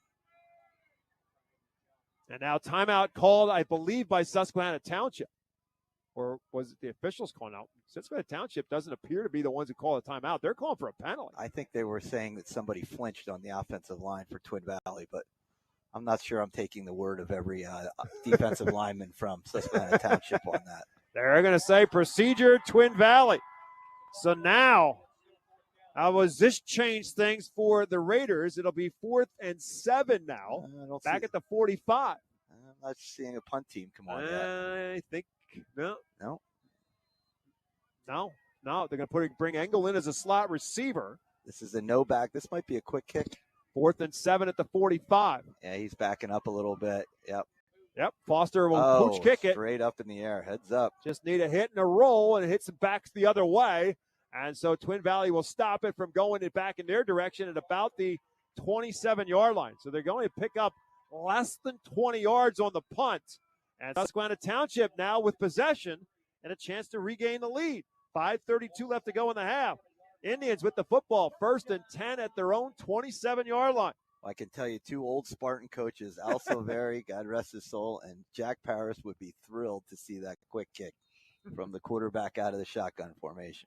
It can catch teams off guard a lot. Unfortunately for Twin Valley, it wasn't a great kick and didn't take a roll. If it takes a roll, it's exactly what you're looking for. But unfortunately for the Raiders, not much of a roll. Indians start from their own 27-yard line. Torrin Evans, after running for a touchdown, back under center. Actually, not under center. He's in the shotgun. Looking left. Nobody there. Now going back the other way to his right. And he's going to take off and run again. 35 and 40 and a first down run for Torrin Evans. Almost out to the 45-yard line, out of bounds at the 44, at 17-yard gain. So the legs of Torrin Evans being the game changer right now for Susquehanna Township, as he just can't find anybody open downfield. Again, I'm seeing these quick little stop patterns that are well covered, and he's just tucking the ball and looking for an area to run. Exception of that tough to defend. Big field flipper that he found with Millette in the last series. It's been Evans with his legs. Millette slot right. Now he's going to go in motion, loop around Evans in the shotgun. Give is to Xavier Rivera. Cuts it upfield to midfield. Makes a man miss and spins out of another tackle and eventually gets ripped out of bounds by Lucas Myers in Twin Valley territory. Out of bounds at the Raider 43-yard line. Another Susquehanna Township first down. 2 really nice cuts on the edge there. Nice spin move. Bought himself an extra 6-7 yards on that last spin. 13 yards on the run in total for Rivera, going from the Township 44 to the Twin Valley 43, 1st and 10. Raymond Sweat will split out to the left side, and Millette on in the slot. Then Getty on the slot right, and Kern split right, and a timeout called. And it's going to be Twin Valley who calls the timeout. So the Raiders burned their second timeout with 5 5:01 to go. We're going to take a quick 30-second timeout. We're back with more high school football at WEEU, tied at 14. If you are buying or selling a home, contact RE/MAX real estate agent Phil Macaronis. With over 20 years of experience and a member of the RE/MAX Hall of Fame, Phil does it all, from residential to commercial real estate sales. And with his large catalog of repeat and referral customers, you know you can depend on Phil Macaronis, no matter where you're looking for your next home. Call 610-670-2770 or call Phil directly anytime at 610-858-4555. First down and 10 at the 43-yard line for the Susquehanna Township Indians after Twin Valley burns its second timeout. So Twin Valley only has one timeout left. Susquehanna Township has two. Sweat and Millette split out on the left side for Torrin Evans. Jarrett Kern on the right with Ningetti, the tight end, if you want to call him a tight end. He's out, split out more than he's a tight end. He's a tight slot right. Ningetti's been pretty quiet on offense yet. I wonder if they're going to sneak him the ball here soon. Looking his way, but he can't find him open. Now Evans is going to roll out. Again, the lefty looking for the home run. Oh, no. Looking for coverage, and it's intercepted. He threw it into double coverage, and it's picked off for a second time. Twin Valley with the interception, and it was Drew Engel back there to come up with it. Kind of threw that one up for grabs. That's uncharacteristic of him. Sincere Littlejohn is shaken up on the play. He was back there blocking for Evans to try to get him loose as Torrin Evans throws his second interception of the game. Just kind of threw that one up there, and Engel back there deep in coverage as Littlejohn does get up and run off the field under his own power. But a second interception by Torrin Evans gives the ball back to Twin Valley. He had a lot of room to run there, I thought. I thought for sure he was just going to tuck that and go. Saw something downfield late, but into double coverage. So Twin Valley has the football. They are backed up in their own, down deep in their own territory. They'll spot him at the 10-yard line. 4:51 left to go in the first half. Again, Twin Valley still now only has one timeout left, but starting from their own 10 and a 14-14 tie. Give is to Myers. Myers rumbles across the 15 and bumped down at about the 16 or 17. We'll see who they spot his knee down. Looks like it's the 16-yard line, 17-yard line. 7-yard pickup for Myers. Second down and 3 coming up. 9 carries for Myers, 11 carries for Engel so far to this point. I would expect Twin Valley to just grind this out the whole rest of the half here. To be happy with their 4 or 5 yards of play. Second down and 3 coming up here. Maverick Foster, the sophomore quarterback, will again give it to Myers. Myers trying to go up the middle. And not a whole lot doing up the middle against the middle of that front four for Susquehanna Township. But Myers strong enough, to looks like enough of a surge to get the first down. They do. First down number 8 for Twin Valley in this first half. And a fresh set of downs now at their own 21-yard line. Jace Oliver now will check back in. He's going to come split out on the left side. Patrick Shanahan split out on the right. And now Engel is back in there as the back in the backfield. Again, by the time the night is over with, Engel usually gets a little bit more carries, but Lucas Myers will certainly get his carries. He's over 1,000 yards, 1,500 yards plus for Engel coming in. And Engel's got another carry here, trying to go right side. Follows his blockers to the 25, 30, and another first down for Drew Engel in Twin Valley as Engel gets forced out of bounds close to the 35-yard line. Another one of those little jump cuts I talked about earlier.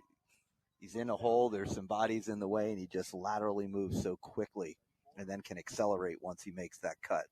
Not many kids can do that. 13 more for Drew Engel. Engel's committed to West Point to play lacrosse, but Brett Myers told me earlier this season that the West Point football coaches are well aware of him. And there has been some conversations as to whether or not he might play football at West Point as well. Substitution up front as Seth Hiddle comes into play at the guard spot.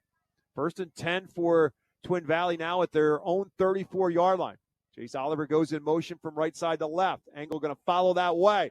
Engel looking for a block, fights his way across the 35 to about the 37, maybe to the 38. Tough 3 or 4 yards for Drew Engel on first down. As the clock will hit 3 minutes by the time Twin Valley gets off its next snap. They'll do so from their own 38-yard line, a gain of 4.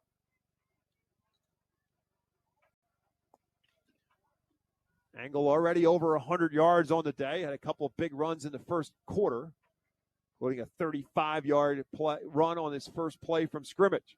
2nd and 6 from the 38-yard line for Twin Valley. Again, the Raiders with 1 timeout left. Our score's tied at 14. Cabegas and Buckley shift from left side to right. Angle will go that way. Cuts up. Nothing much there. Susquehanna Township wraps him up right around the line of scrimmage. Nice play there defensively by Gary Mathis. The Indians have done a nice job adjusting to that overload to one side and a stretch. Last 3 or 4 times Twin Valley's run it really hasn't produced anything other than a yard or two. No gain there. It's 3rd and 6 now for Twin Valley. If they don't get it here, it'll be an interesting decision for Brett Myers in a 14-14 game with 2 minutes left to go in the first half. 3rd and 6 from the 38. Foster going to pull it out. Foster going to roll out. Foster going to get hit and not get much more than that. Big-time play by Stephon Millette to get the quarterback right around the line of scrimmage, and it will bring up 4th down. I was surprised. Yeah, now you see it. I thought Susquehanna Township would call a timeout now, give them a little extra time with the ball in their hands. So on 4th down and 6, no gain on the play for Foster, who pulled it out and then wanted to run around the edge. And there was a great play by Millette, who was the player on the edge in containment, who made the stop, and now forcing Twin Valley to punt the football. So it's 4th down and 6 at the 38-yard line. Again, Susquehanna Township with big play last week. I hate to bring up the sore subject to Frank, but a big play last week. But I was talking with Joe Heaton before the game. I said, how's your heart after last week's game? He said, well, let me tell you a story. He said, my heart's fine, but my wife is on a heart monitor. Mm-hmm. And he said she got a call after the game was over with that she had to come in because her heart monitor went off. Oh, boy. So they tracked it down. 9:41 on Friday night. Yeah. Her heart monitor skyrocketed. Yeah. And I said, well, couldn't you just show him the play? It was all over YouTube. Right. Just show him the play. Say, this is what happened. So it's indelled in their mind now as to what time that touchdown pass play came for Susquehanna Township to win the game because it measured on her heart monitor. That's funny. 4th down, and Twin Valley will have to punt the football. Stephon Millette is the return man for Susquehanna Township. Grundy the punter. High kick, and Millette will call for the fair catch at his own 23-yard line. So now Susquehanna Township has another shot here before the end of the half. Who can take the lead before they head to the locker room? 1:50 left in the half. 14-14 our score, and Susquehanna Township and Torrin Evans will start from their own 24-yard line. 1 timeout left to use. So ideally, if you're Susquehanna Township, the edges a little bit, see if you can get out of bounds. But right now, looking for some completed passes. He's 2 for 6. He's completed 2 to his teammates. He's completed 2 to Twin Valley. Yeah, I'm not going to be surprised if they try and run the ball a little bit here. Rivera, the back, sidecar right of Evans, who has 2 again to his right, 2 to his left. You can't afford to make a mistake down in your own end zone here right before the half in a tie ball game. Evans is looking to throw for it. Or is he? He's going to take off and run, and he's going to get hit and won't get away. Ryan Remeter, great open field tackle. A gain of about 3. Remeter staying home in the middle of the field, spying on Torrin there. Nice hit. You don't want your quarterback taking shots like that a whole game long. Susquehanna Township quickly back to the line of scrimmage. Again, they only have 1 timeout left. 2nd down and 7. Evans looking for the middle of the field. Nothing there. And again, he's going to take off and run. 30, 35, and takes another pop. And it's Remeter again who makes the hit. Right short of the first down marker, a yard short. It'll be 3rd and 1. Line of scrimmage is now the 33-yard line. 3rd down and 1 after the 6-yard scramble for Evans. And Getty now will shift into the left slot. Kern split out on the right. 3 receivers for Evans on his left side, 1 on his right. Now Rivera will shift out of the backfield as well. Evans looking for the long ball, looking for a man. Open. He's got a man wide open. Is Akir Leaks. It's going to be a touchdown. Susquehanna Township on a straight go pattern. Leaks went right by the defense for the score of 67 yards. 67 yards. So the home run hit by Torrin Evans as Zakir Leaks, who's headed to Syracuse University, makes the catch, his first of the night, but couldn't have come any bigger and any better for Susquehanna Township. This is why so many coaches don't have any hair left on their head. As a defensive coach, you're sitting there telling your secondary, we just can't let anybody behind us, and lo and behold, it happens. Happens everywhere, at every level, high school, little league, junior high, college, pros. Gordon Bailey's extra point is good, and Susquehanna Township has retaken the lead, 21-14. We'll take a break. We'll come back as there's still time left on the second quarter clock for Twin Valley when we return after this. WEEU is a credit union that understands Pennsylvania, what it means to grow up here, raise a family, start a business. And we're committed to being your financial partner for life. With competitive rates, exclusive member discounts, and modern technology, WEEU offers personalized banking that will make you feel right at home. Visit bankingforpa.org and sign up for WEEU membership through our partner association, the Pennsylvania Consumer Council. WEEU, banking that understands home. You're listening to high school football at 8:30 a.m. WEEU and Reading. We are in Myerstown tonight, home of the Elko Raiders, but right now it's the Twin Valley Raiders who are behind after the 67-yard touchdown pass from Torrin Evans to Zakir Leaks, the 11th touchdown pass reception of the year for Leaks, and the 37th touchdown pass thrown by Evans on the season. And so now Twin Valley will have an opportunity here with some time left on the clock following the kickoff return for Grundy across the 35 and 40 and hit hard at around the 41-yard line. So Twin Valley with one timeout and 37 seconds left to play in the first half. Now down a score. Will start at their own 41. Actually, we'll call it the 42 to be official. So Maverick Foster, just 1 for 3 so far on the day throwing the football, and that was that little pop pass to Grundy. Otherwise, it's been the ground game of Drew Engel and Lucas Myers to this point. Grundy will go in motion, and it is a give to Grundy. This time it's the jet sweep, and Grundy will turn to 45 and will not get the midfield, but he will get out of bounds. Shy of the 50-yard line at about the 47 or 48. Looks like it's the 47 and a gain of 5. Stops the clock with 31 seconds left to go in the half. Twin Valley's hustling, but the clock is stopped. And now Susquehanna Township will call the timeout.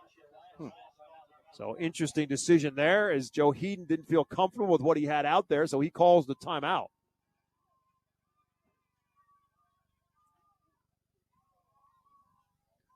The Twin Valley fans get ready to celebrate at Nuss's Deli. They're inviting the whole town to their grand opening at their new location, 3146 Main Street in Morgantown.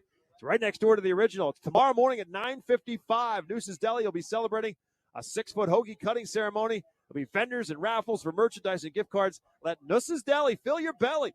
Join them tomorrow for the grand opening of their new location. Everybody's celebrating in Elverson and Morgantown over the Twin Valley Raiders, who have themselves a monster season, but they are down right now with 31 seconds left to go in the second quarter, 21-14. They've got the football. They force Susquehanna Township to burn their last time out of the first half. Twin Valley still does have one left. Tough to throw over the top here, but I'd like to see Twin Valley try and air it out a little bit. 2nd and 5 for the Raiders from their own 47-yard line. To give up the middle is Engel. Engel will get the first down. Engel will kick it outside. 40, 35, 30. Drew Engel still on his feet, breaks a tackle, and Drew Engel is going to take it to the house. Broke at least 3, if not 4 tackles on the way, and Drew Engel stayed in bounds. 53 yards, touchdown, Twin Valley. Wow, that is something. That is just a great run. I mean, they are just all over him, and he's just breaking tackle after tackle. And on now to kick the extra point is Nate Schaefer. Again, the freshman Gavin Foster is the holder. Snap good, hold down. Kick is no good. He pushed it right. So Susquehanna Township will still have the lead on the missed extra point.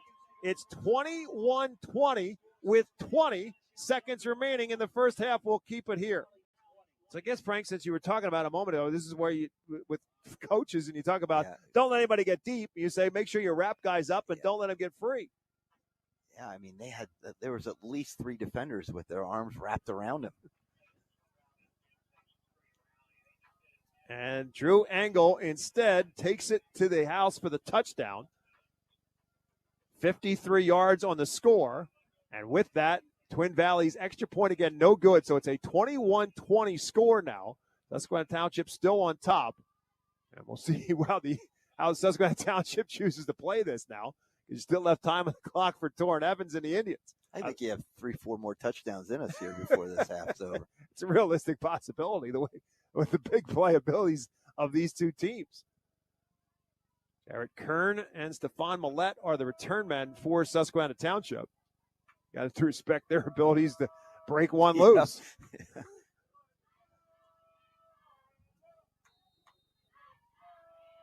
Schaefer will kick it along the ground, and it's picked up at about the 22-yard line. And good open field tackle. Man on the return was junior Josiah Jones. He's hit it around the 30. So they leave 16 seconds left on the clock. Susquehanna Township is out of timeouts. We have another penalty flag down here on the kickoff. So we'll see what Joe Heeden decides to do here. I think we're going to get another hold. Susquehanna Township commits 6 penalties in the first half. This may be a face mask. And if so, that's going to be the 4th against Twin Valley. I think we might be going back. Personal foul, face mask against Susquehanna Township. That's interesting. Don't see that often on a kickoff. No. You often see it to the offensive team. But it's going to back up Susquehanna Township. This would almost guarantee a knee. And, I think the season for Joe Heeden got a whole lot easier after that 15-yard penalty is walked off and puts them all the way back to the 15-yard line. Have to think that he's going to have Torrin Evans take a knee here. Remind you to stick around. Coming up during our Lincoln Plumbing Heating halftime show, we'll fill you in what happened here and then send you back to our WEEU studios. Jeff Nolan and Matt Knob will fill you in what's going on around the rest of the District 3 NCAA playoffs. Evans takes a knee, and that will send us to halftime.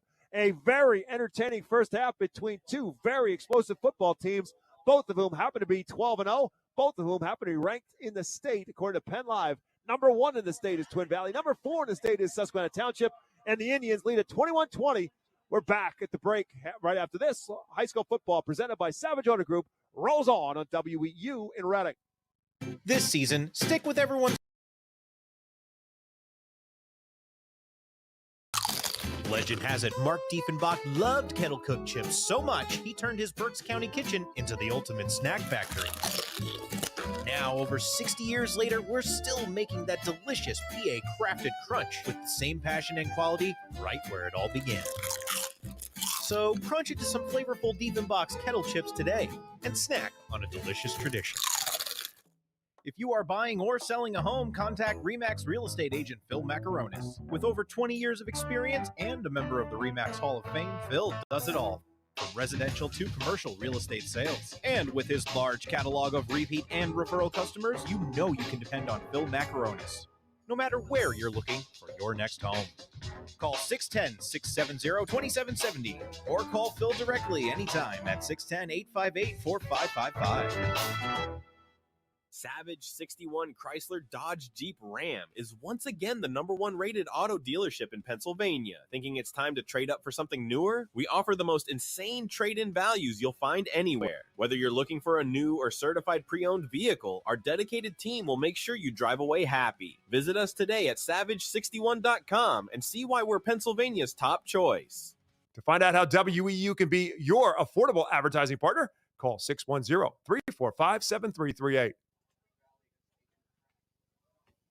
Welcome to the halftime show brought to you by Lincoln Plumbing and Heating. When you need a plumber, get a good one. Locally owned and operated for over 50 years, Lincoln Plumbing has the experience of help from a leaky faucet with the whole bathroom remodel. Call them at 610-376-0863 for Lincoln Plumbing and Heating, as honest as their name. Alongside Frank Ferrandino, my name is Bob McCool. At halftime in this very entertaining football game for the District 3 4A Championship, one of these two teams, Twin Valley Susquehanna Township, is going to win their first ever District Football Championship when this one's over with. Well, this one's going down to the wire. It certainly looks like it. 21-20 at halftime. Here's the scoring in the first half. Susquehanna Township struck first on a 61-yard Xavier Rivera touchdown run. put them up on top 7-0. Twin Valley came right back with a drive of their own that finished off with a Drew Engel 2-yard touchdown run to make it a 7-7 score. And then the Raiders took the lead for the first time on a Lucas Myers 2-yard touchdown run.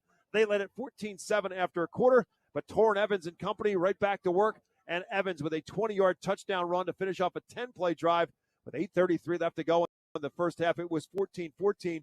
And then Evans' big arm strikes with a 67-yard pass play to Zakir Leaks to put Susquehanna Township back up on top 21-14.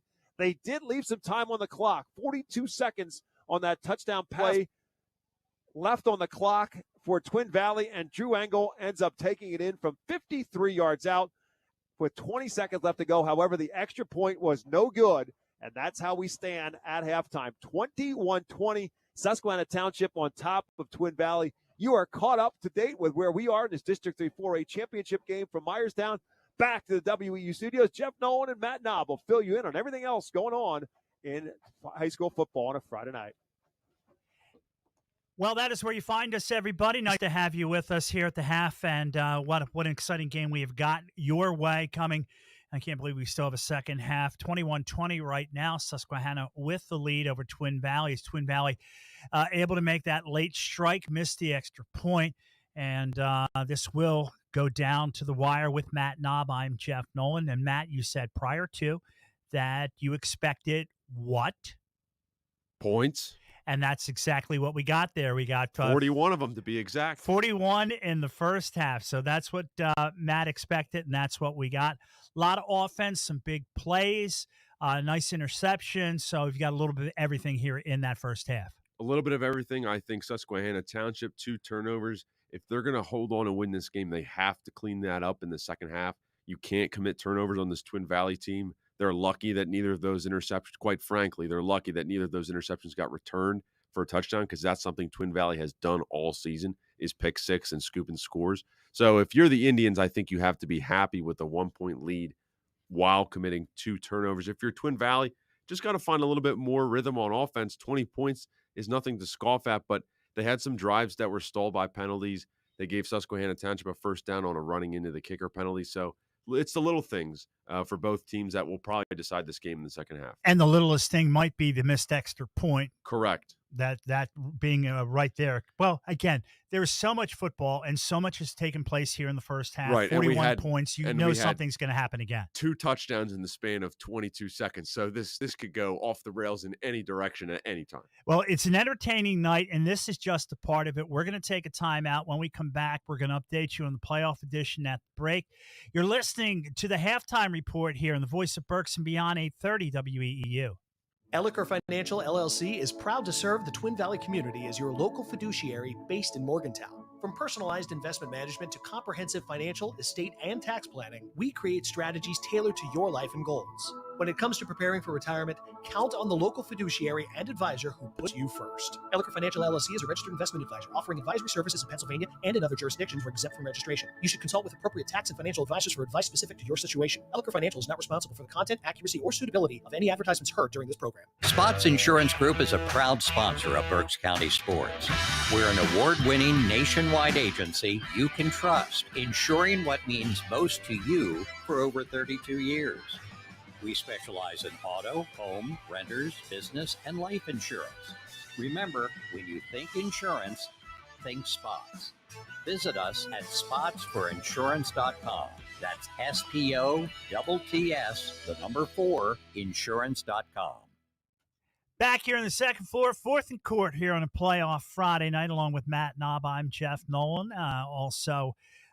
We've got the whole cast of characters here. We will tell you about everybody in just a little bit. Matt, let's cue up some music. Let's hit some scores here, go over some of the highlights. Again, we have tonight, there's in the playoff bracket left, there's 24 games, 4 being played tomorrow as part of the WEEU, it used to be the Heinz Field Day, but what's the stadium now? Acrisure Stadium. Acrisure Stadium, right. So there's 4 games that will take place tomorrow.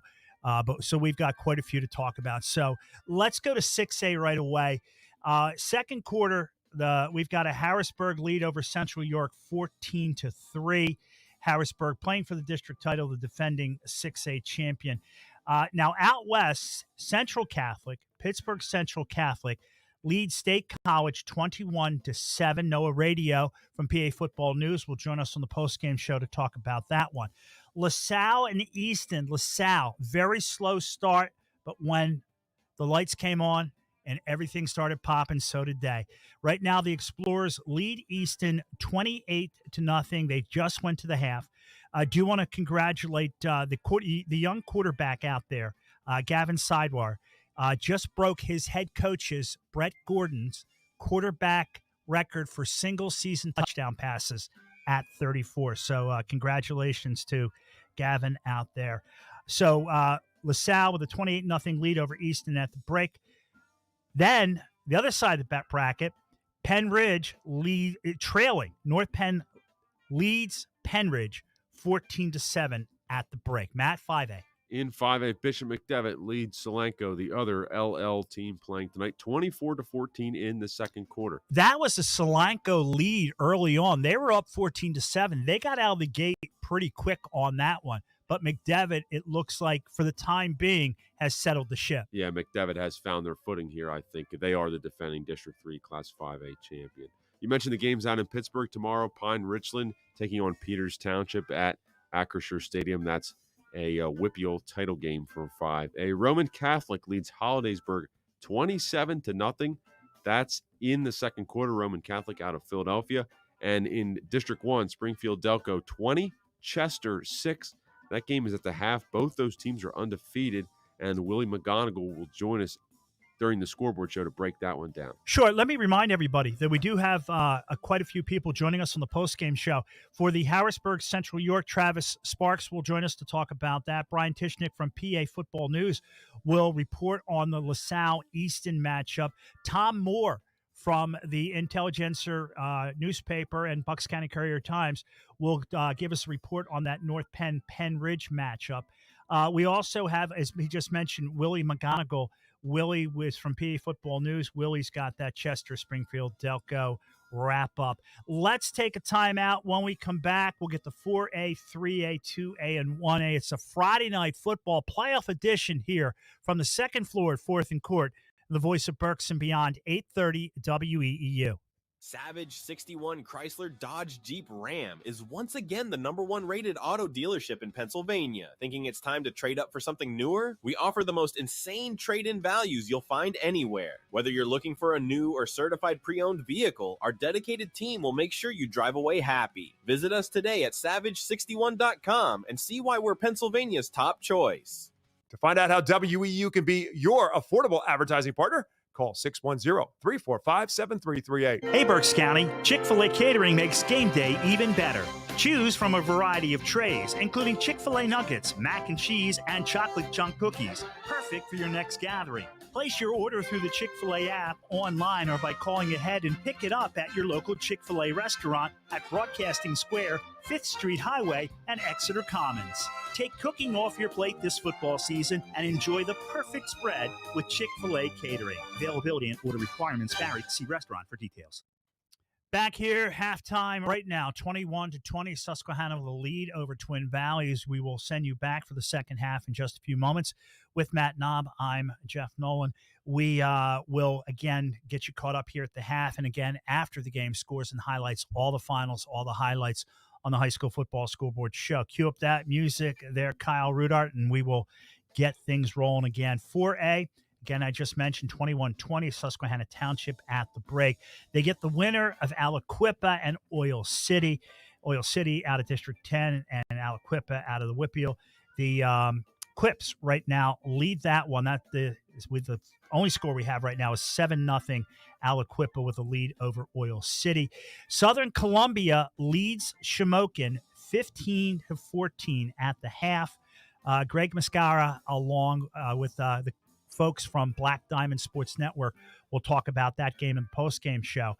Also, on the other side of the bracket is North Pocono and Cardinal O'Hara. In 3A, Newman Goretti leads Trinity 16-7 at the half. Our own Adam Cook is at that game. The game is being played at Exeter. Northwestern Lehigh 28, Scranton Prep 7. That game is also at the half. Northwestern Lehigh is undefeated. Tomorrow in Pittsburgh, it'll be Avonworth taking on Amani Christian for the WEEU 3A title game. And Penn Cambria leads Sharon 12-0 at the break. All right, so let's now go to 2A. Steel High, and Matt and I are sitting here kind of jaw-dropping on this one. Southern Columbia leads Steelton High 41-6 moments from the break. They probably have gotten to halftime.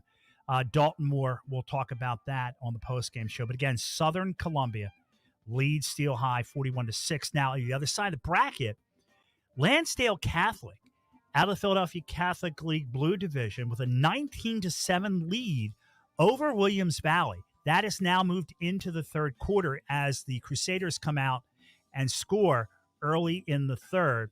Farrell leads Richmond 20-7. And again, Seton LaSalle, Steel Valley to be played tomorrow. In 1A, Bishop Guilfoyle leads Westinghouse 7-6 in the second quarter.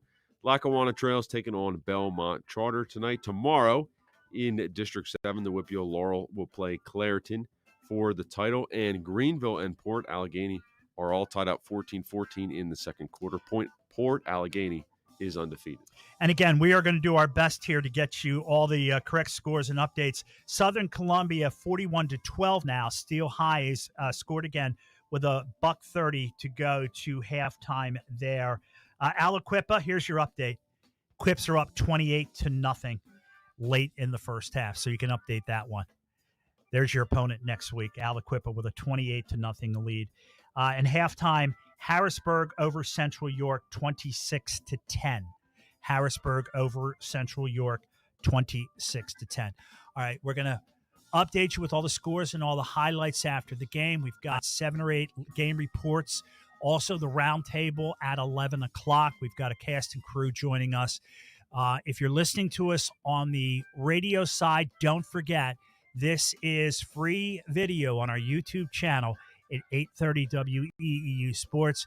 Like Matt said, this is going to go bouncing back and forth. So if you want to bounce with it, go to that YouTube channel at 8:30 WEEU Sports. We'll take a timeout. We'll bounce it back out to Elko, and that's where Bob McCool and Frank Ferrandino wait.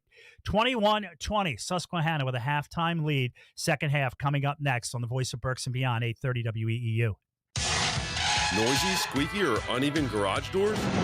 Do they snap, crackle, or pop?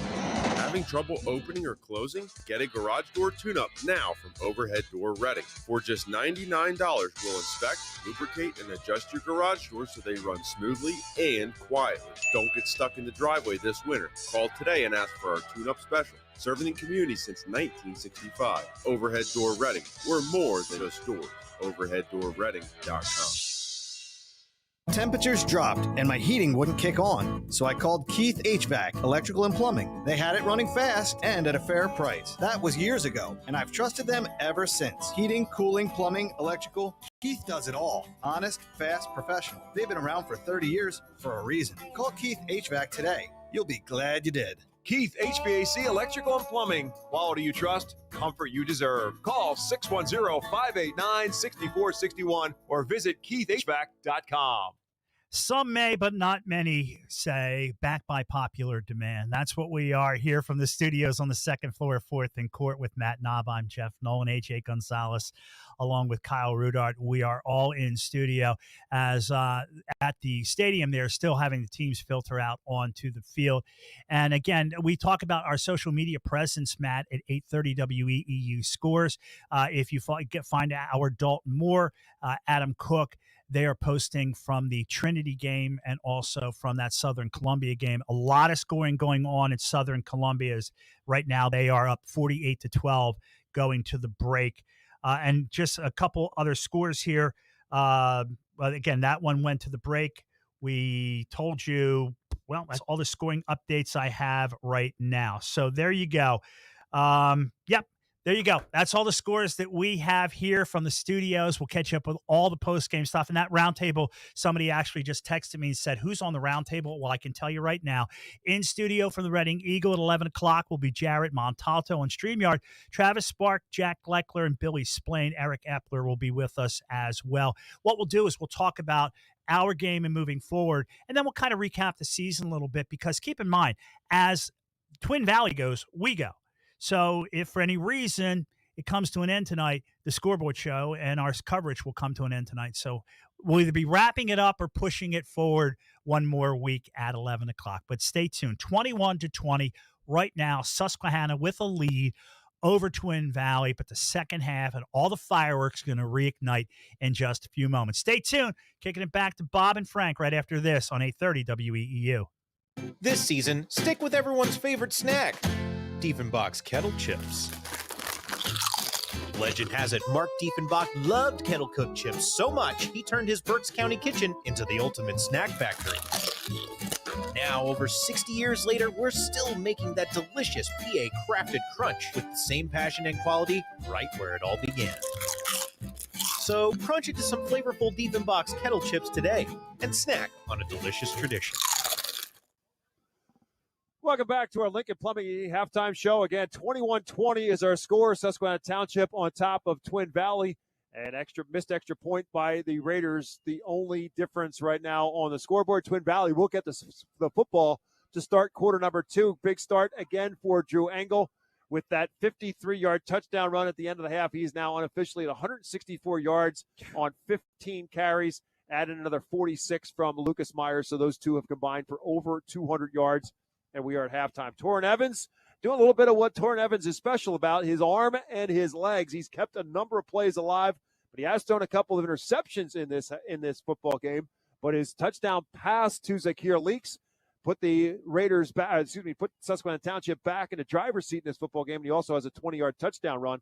He's run for 90 yards and he's thrown for 112 in his combination. But so many plays, he has kept himself and his team alive. So as we get set to start half number 2. This is the 5th appearance in the District 3 playoffs for Twin Valley. They're 5-4 overall with their 2 wins so far. For Susquehanna Township, it's their 19th appearance. They're 15-18 overall. I mentioned this earlier. This is their 4th appearance in a District 3 championship game.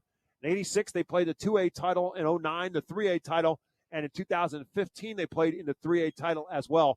Lost all 3 of them. The first time they've been in past the quarterfinals since 2015. But Joe Heaton, who is actually had lost his job at the end of last season. I don't know for sure if it was they were opening up his position or if they fired him or not, but they appealed. The kids all rallied behind him and brought him back. He is a beloved coach at Susquehanna Township now in his 23rd season as the head coach, and his team is here in this district finals. We get set to start the second half. Our second half kickoff is presented by Financial Planning Advisors. Their team of professional advisors can help guide your investment planning, retirement planning, or planning for the cost of your child's college education. Less than 2% of high school athletes receive a college scholarship. Financial Planning Advisors can help you plan for the increasing cost of college. Get Financial Planning Advisors working on your team. Call them at 610-376-6334 or go to financialpa.com. As I said, Twin Valley will get the football to start half number 2 as we are about to get rolling. Josh Nengati, who so far has been quiet, has not caught a pass. Again, Evans only with 3 completions in this first half, 3 for 7. But Nengati has not been a part of that so far. Drew Engel and Ben Grundy are back deep, although not very deep, to receive the kickoff. And our second half is underway, and this will be Engel from his own 22-yard line on the kickoff return. Engel to the 30, cuts across the middle, 35 and 40, and eventually is stood up and pushed backwards, and eventually they'll wrap him up. Nengati's in on the tackle as well. And Twin Valley starts the second half from their own 42-yard line. Alongside Frank Barandino, my name is Bob McCool as we get you rolling. Again, 21-20 is our score, and Twin Valley to work starting half number 2. Okay, here we go. Right back to the fireworks. Maverick Foster just 1 for 3 in the first half. Ben Grundy going to get the handoff on the jet sweep. Grundy with a block from Engel across the 45 and out close to midfield and across midfield and close to a first down. Looked like Grundy was going to go down before he got to midfield. He's close to a first down instead. See where they spot him. A little short, maybe. Going to bring up second down and very short if it is. Brett Myers is out there saying, look where he's at. That's a first down. He's right. It's a first down. They just moved the chains. I thought they've been awfully quick to put the ball down without a measurement. So Grundy on his second carry runs for 10. And now this time the snap is, the handoff is to Engel, and Engel will fight for a couple to the Susquehanna Township 45. Engel gets 3, makes it 2nd down and 7. Twin Valley with 10 first downs in the first half, all of them on the ground. 2nd down and 7 for the Raiders at the Susquehanna Township 45-yard line. Shanahan and Grundy are the receivers. They're both on the right side. Jace Oliver, the tight end, is on the left. 2nd and 7 at the 45-yard line of Susquehanna Township. Maverick Foster, the sophomore quarterback, will put Grundy in motion. They're going to allow a pop pass for Grundy. Trying to turn the right to left side and won't get much. Negati out there to kind of contain him a little bit. Grundy fights to about the 44, gains a yard. It's 3rd and 6. Nice job stringing it out there. Looked like Twin Valley had the edge at first, but backers from the inside flow. And we have another penalty. So this apparently is going to be against Susquehanna Township because they're talking to Indians head coach Joe Heaton, and he's saying back him up. Thought there might have been a hold on the edge on 21, but not sure if that's the call. So Twin Valley's going to get backed up to their side of the 50, back at the 45-yard line. It's going to put Twin Valley now in a 2nd down and 17. So 2nd and 17, opening series for Twin Valley from their own 45-yard line. They bunch the receivers with one split out on the right side. Foster, play action fake, wants to throw it, and it's Grundy. Behind him, he makes a catch, 35-30. Grundy's in the open territory. He's going to get a block downfield, and Ben Grundy's going to take it to the house. They put one receiver spread out wide, packed everybody else in the box. They'll slant in for Grundy, and it goes 55 yards and a touchdown. That ball was put right on the money. Nice little seam. Fake the dive. You're having so much success with Engel running the ball. You bring in your backers to step up to tackle him, and no underneath coverage for a slant. 7th touchdown pass reception of the season for Grundy. 16th thrown by Maverick Foster. And now the extra point for Schaefer. And this one is good. Twin Valley strikes on its first series of quarter number 3 with 10:08 left to go in the third. It's now the Raiders 27, the Indians 21. Susquehanna Township gets the ball for the first time in the third quarter when we come back after this. Support your Berks County community while purchasing great new and used furniture, appliances, and building supplies at the Habitat for Humanity Restore of Berks County. Located at 5370 Allentown Pike in Temple, the Restore carries brand name new and used appliances, furniture, home decor, and more. Many new items are manufacturer direct and are available at unbeatable prices. Stop by the Habitat for Humanity Restore of Berks County Tuesdays through Saturdays from 9 a.m. to 6 p.m. or visit our website at restoreberks.org for more information. If you are buying or selling a home, contact RE/MAX real estate agent Phil Macaronis. With over 20 years of experience and a member of the RE/MAX Hall of Fame, Phil does it all. From residential to commercial real estate sales. And with his large catalog of repeat and referral customers, you know you can depend on Phil Macaronis, no matter where you're looking for your next home. Call 610-670-2770 or call Phil directly anytime at 610-858-4555. Little pooch kick from Nate Schaefer. I assume that was intended. It's ultimately fair caught by Susquehanna Township, and the Indians will get the football at around the 36-yard line. Mounts Disposal Service Incorporated is proud to be a family-owned and operated business in the Twin Valley community for over 50 years. They're here to assist you with all of your waste removal and recycling needs. For the team at Mounts Disposal Service, wish all the players, coaches, and staff good luck tonight. Go Raiders. And they are on top now, 27-21. Susquehanna Township with its first possession here in half number 2. The Indians with 10:08 left to go in the third start from their own 35-yard line. Torrin Evans again 4 for 7 in the first half. There's a little underneath route. Pass is caught, and it's good for a first down as Idris Yoder will make the catch right at the 45-yard line is where he's brought down. First down, Susquehanna Township. Nice little drag underneath pattern. They ran the other trips straight down the field, create a little space. Good first down play. First and 10 at the 45-yard line. Susquehanna Township with 10 first downs of their own in the first half, but they kind of spread it around with two of them by Twin Valley's defense, which is now chasing Evans, who finds a man. Pass is caught by Leaks, makes a man miss downfield, and eventually gets run down by Cabegas, but not before he flips the field into Twin Valley territory at the Raider 38-yard line as he finds Zakir Leaks. He's a gunslinger. Again, it's tough to throw across your body to the middle of the field on a scramble, but he put that one right on the money. 17 more for the Susquehanna Township Indians to the 38-yard line.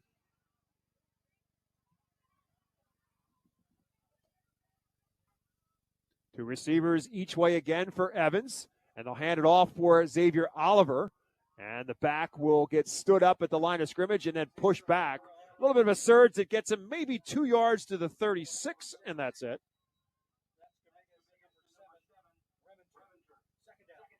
Rivera carried it 8 times unofficially for 77 yards in the first half. Evans 10 for 90. 2-yard gain here makes it 2nd down and 8 at the 36-yard line of Twin Valley for Susquehanna Township. Rivera stays as the back, sidecar right of Evans, who now has 3 on his left and 1 tight on the right. Leaks is that 1 on the right. Drag route, he's not open. Evans is going to take off and run. He's got open field. 30, 25, 20, 15, and Torrin Evans is finally brought down at around the Twin Valley 11-yard line. 1st down, Susquehanna Township. 25 more yards on the ground for Torrin Evans. Definitely decided to use his legs tonight. 1st and 10 now, so they can pick up a 1st down without getting a touchdown as they're now at the 11-yard line. Evans again, 3 left and 1 in Leaks on his right. Looking that way, across the middle for Leaks, nothing there. Going to tuck and run again. He's going to take off and get out of bounds, maybe picks up a yard or 2, and that's it. These spread offenses, when you get down in the red zone, they start running out of room for these patterns to be we have another penalty? No. Out of bounds at the 10. So gain of just 1. Yeah, there's just not as much room for the receivers to get open, and they've had trouble getting open as it is. Yeah, I agree. Twin Valley secondary has done a really nice job covering, especially on these extended plays. 2nd down and 1 at the 10 now. 8:08 left to go in the 3rd. 27-21 Twin Valley on top. Susquehanna Township trying to change that back to their favor. Evans Blitz, under a heavy rush, and they're going to go down. They got him on a late rush, and it was Lucas Myers coming up the gut. Drops him all the way back at about the 17 or 18-yard line. A loss of 8 will make it 3rd down. Came through there clean. Nice call by the defensive staff to get after him instead of letting him sit back there and dance around. Caught him early. Nice tackle by Myers as well. He's not easy to bring down. First sack of the game for the Twin Valley defense and a loss of 8 on the play. Makes it 3rd and about 17 now for Susquehanna Township. They'll bunch 4 receivers to the left and 1 to the right. Evans has time. Now he's again flushed out of the pocket. Is he going to take off and run? No, he's going to stop, throw, and it's swatted right back up at him. Cabegas, the 6'3 defensive end, got his hand up in the air and swatted away incomplete. It's 4th down. Snaps a string of 4 straight completions for Torrin Evans as Andrew Cabegas, who doubles as a tight end for Twin Valley, in there as a defensive end, got his hand up there and blocked it. You know, he's a left-handed quarterback, and they're flushing him now to the right side of the field, and it's a completely different look for him when he's got to run to his right and then throw across his body. Indians going for it on 4th and 17 from the Twin Valley 18. Evans with time this time. Now he's going to dance out of the pocket. Stops, plants, throws for the back of the end zone over the head of the receiver and incomplete. And Twin Valley will take over on downs. So the Twin Valley defense gives up some yardage, but they don't give up the score, and they will take possession. It's a big stop now. Score here really establishes the game for Twin Valley. Sack by Lucas Myers may be the game changer, at least on that series. And now Twin Valley has possession at their own 18-yard line with 7:13 left to go, 3rd quarter. 27-21 again is our score, Twin Valley on top. And again, they're going to pack the box. Yeah. All tight on the left with 1 receiver on the right side. That's where they threw the touchdown pass to Grundy. That same basic look. This time it's a little handoff for Myers. Myers trying to find some daylight, will fight across the 20 to about the 21 or 22. And it's a 4-yard gain to the 22 for Lucas Myers on his first carry of half number 2. Okay, they split the time. Engel ends up generally with more carries than Myers. My observation is Myers is in there when they have their back to the goal line and when they're heading into the goal line, and between the 25s is Engel territory. It's nice they get to rest each other. And he may be coming out of the game because he got to the 25. Yeah. he gets to the 25, and let's see if Frank's right. And Engel comes in because they're right at the 25 and a gain of 3. Puts them in a 3rd and 3. Myers is going to stay out there at least for the time being. Yeah, 3rd and 3, the power run call here is my guess. Cabegas, tight end on the left side. Foster gets the signal from the sidelines of what they want to do. They have 2 tight ends set, 3rd and 3. And the give is to Myers, and a good surge up front. And Lucas Myers going to fight for the first down to the 30-yard line, 1st and 10. They needed 3, they got 5, and they'll move the sticks. Good downhill, hard running there. Low to the ground. 1st down and 10 at the 30. And to Frank's point, Drew Engel in at tailback on cue. Grundy split out on the right side. Couple receivers packed tight to the left. Now they'll all shift to the right. Buckley, Oliver, and Cabegas, the 3 tight ends, if you will, or fullbacks, H-backs. And that's where Engel will run behind. Kicks it outside. Engel looking for daylight. And Stefan Mileto will wrap him up from behind. But Engel will still take it to about the 35. It gains 5 yards. 5 yards on 1st down is a clock eater. And Drew Engel can pick up yards. He has had an unbelievable run. His last 4 main games, costing out the Daniel Boone game, which was week 10. But the game against Wyomissing in the regular season, against Lampeter Strasburg, and then the 2 playoff games against West Perry and West York, essentially all 4 playoff teams, as Engel gets the call again here on 2nd and 5.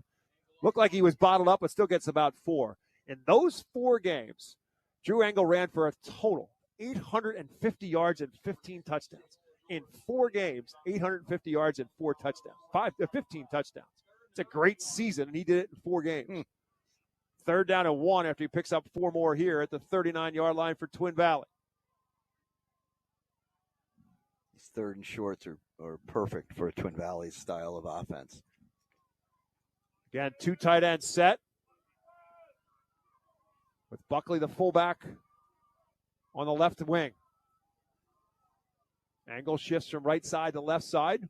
Man in motion is Chase Riley. It's Engel, and Engel will fight for enough to get the 1st down across the 43, or to the 43, 1st and 10. Second 1st down in this series for Twin Valley as they move the chains to a 1st and 10 at the 43-yard line.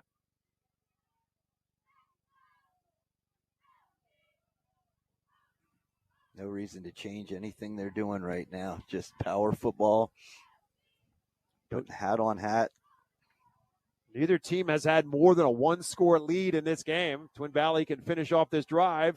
They can change that, but they're right now at their own 43-yard line. Right back to the ground game and up the middle and into into Susquehanna Township territory. On the carry that time was Myers. Myers back in there, makes the run for about 8 yards, puts them in a 2nd and 2. And not quite much there from Myers that time. I don't know that he got it. Now I think we're going to get another 3rd down and short. Again, these are perfect for a lead. Second half of a championship game. These 3rd and shorts are good scenarios for an offense. 3rd and about 2 for Twin Valley from the Susquehanna Township 49-yard line. Engel back in there as the tailback now. Sidecar left of Foster. Susquehanna Township sells off out up the middle, and Engel will fight and get himself to the 1st down. Drew Engel will dive to the Susquehanna Township 45-yard line. He needed 2. He got 4. Another 1st down pickup for the Twin Valley Raiders.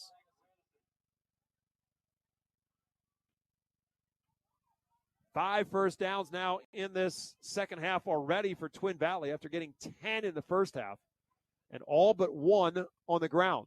Starting to see a little bit of a surge from the Twin Valley offensive line now. They're kind of establishing themselves. Sure, Susquehanna Township's wearing down a little bit as we go here. And again, a lot of 2 tight end sets for Twin Valley. Jace Oliver will now go in motion from left side to right.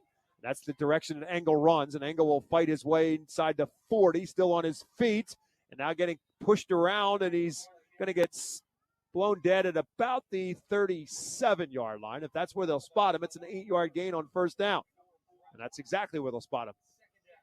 So it looks like he's going to get maybe 2, maybe 3, maybe 4, perhaps, and it turns out to be an 8-yard gain. Yeah, it just keeps his legs going and moves the pile. On his 20th carry of the night now, Lucas Myers is back in on 2nd and 2 at the 37-yard line of Susquehanna Township. Clock at 1:30 in a fast-moving third quarter. Give is to Myers. Myers, both arms wrapped around the football, will go for a first down all the way down to the Susquehanna Township 30-yard line. Fourth first down in this series. Twin Valley attacking the right side. They found a little something there that they're comfortable with. They seem to be attacking the same hole several of these plays on this long drive. First and 10 at the 31. The drive that started at their own 18 is now at the Susquehanna Township 31-yard line. First and 10. Buckley, the wing on the left, right behind Jace Oliver. Grundy split out on the right. Now Oliver will shift. And that's where Myers will run to the 25 and then splits outside to maybe the 24. But again, it's another 6 or 7 yard gain on first down. Yep. And again, attacking that right side. 7 more in the carry for Myers to the 24-yard line. This might be the final play of the third quarter. Shortening the game right now is Twin Valley. Started this with 7:13 left to go. It's going to be a 7-minute plus drive at least. 2nd and 3 from the 24. Now those 3 tight ends all shift from left side to right. And to no surprise, that's where Myers runs. He'll is inside the 20 for a first down pickup if the play stands. I think we might have a chop block here.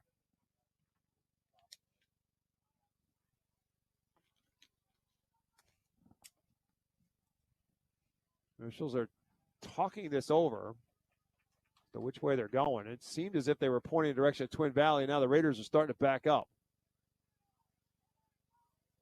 Holding penalty against Twin Valley. First penalty called in half number 2 against Twin Valley. But instead of having it 1st and 10 inside the 20, they're now going to be backed up to the 33-yard line. And that'll do it for the first quarter, or the third quarter. That will indeed run out the third quarter. Only one score in the period, and that was the touchdown pass from Maverick Foster to Ben Grundy, and it's got Twin Valley on top. 12 minutes left to play in this one. One of them is moving on. The other season is over after 3. Twin Valley 27, Susquehanna Township 21. We'll have that final 12 when we get back. High school football presented by Savage Auto Group continues after this. Get your house ready to handle the extra guests, yard inflatables, and string lights. Keith HVAC, Electrical, and Plumbing has been keeping homes and businesses running smoothly for the holidays for 30 years. Plumbing, electrical, and heating systems work extra hard in the winter. So let Keith keep you cozy. Quality you trust, comfort you deserve. Call 610-589-6461 or visit KeithHVAC.com. Get Keith HVAC, Electrical, and Plumbing for the holidays because you've got enough to worry about with the in-laws. McGinty Motor Cars is rooting for their hometown team tonight, the Twin Valley Raiders, and couldn't be prouder of the players and coaches for making school history this undefeated season and a chance for hoping for a state title. McGinty Motor Cars puts dreams in driveways with classic cars to daily drivers. Check out their unique inventory online at McGintyMotorCars.com or stop by their amazingly historic dealership located in the city of Reading for a full experience. Twin Valley with the football as we start the fourth quarter. 2nd down and 12 for Twin Valley after the holding penalty. Puts them at the 33-yard line. Engel trying to get outside to the far side of the field. Cuts away from one tackler. Fights his way to about the 27, and that's about it. It'll put Twin Valley in a 3rd and about 6. A well-defended play still gets them 6-7 yards. 21 carries now for Engel and about to go over 200 yards. with one more good carry. Unofficially 195 yards in a night. He could use that here. It's 3rd and 6 at the 27-yard line. Again, they shift the big bodies from the left side of the line of scrimmage to the right.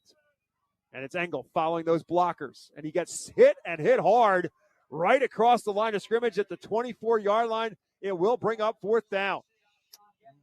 Big 4th down here. I don't see a field goal attempt here. He's been so successful on the ground. Yeah, so looking at about a 41, 42-yard field goal. It's 4th and 3 for Twin Valley at the 24-yard line. And Twin Valley will go for it. Chase Riley will check out. Ben Grundy will split out as a wide receiver. Only one out there on the right side. Everybody else packed tight to the box. Yeah. Angle the back. Now, again, that tight end shift, 3 of them from left. Angle. No, it's going to be Foster on the keeper on the bootleg, and Foster will take it. Maverick Foster is going to score. They bootlegged it out with the quarterback, and Maverick Foster took it for the score. 24 yards on the run. Great play call there. His 3rd touchdown run of the season. There, everybody thought that Engel was going to get it. They pulled it out, and on the bootleg, Foster took it home. There is a Susquehanna Township player shaken up on the play. So that'll stop the play momentarily while the training staff looks at him. But Twin Valley, the first team to have a 2-score lead. And we'll see where and how Brett Myers chooses to play this. The injured player for Susquehanna Township was Quamir Kelly, who is one of their starting offensive linemen and also comes in at defense as well. They are going to kick the extra point here. I wasn't sure if maybe he was going to go for 2 here or not, but opted not to do so right now. Again, Gavin Foster, Maverick's younger brother, is the holder. Snap good, hold down, kick is good. The Twin Valley Raiders with the touchdown run from Maverick Foster with 10:34 left to go now have a 2-score lead. Twin Valley 34, Susquehanna Township 21 when we come back on WEEU in Reading. Shop, earn, and save with the Redner's Rewards Program. Purchase select items at Redner's Markets and unlock big savings on groceries with fantastic deals like buy 3, get the 4th free. Redeem your points and save on fuel at one of our 7 Redner's Quick Stop locations throughout Berks County, and treat yourself to made-to-order sandwiches, fried chicken, coffee, and more. Discover tons of special offers, digital deals, and surprise savings available to rewards customers. Start saving today. Simply sign up at the store or online at rednersmarkets.com.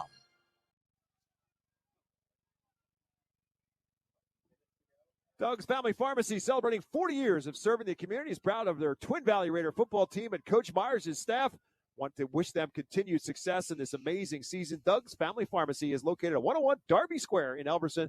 Let's go Raiders. And we welcome some of these great sponsors in the Twin Valley School District in the Elverson and Morgantown area to our family here on WEEU and being a part of it, as Twin Valley is now 10 minutes and 34 seconds away from their first district championship. Boy. Some trouble on the kickoff as it gets away from Millette. It's a loose football. He picks up at the 5. It gets bounced out of bounds. So trouble on the kickoff return is going to back up Susquehanna Township deep into its own territory, and they are down 13 points. Again, the winner of this game moves on to play next week against Aliquippa or Oil City. That game was being played at Slippery Rock University tonight. I think Aliquippa had a nice lead early in the game. One of the premier programs in the state of Pennsylvania, and a team that Wyomissing High School picked up its first state championship against back in that 2012 season. Back at the 10 is where the Indians will begin. Idris Yoder will check in as another receiver. He's going to split out on the right side. 3 for Torrin Evans on his right side, and 1 to Jarrett Kern on the left. The give is to Xavier Rivera, the back in the backfield. We'll get a couple. Aaron Sumner was the first one to make contact with him as Rivera gets to the 13 at a gain of 3.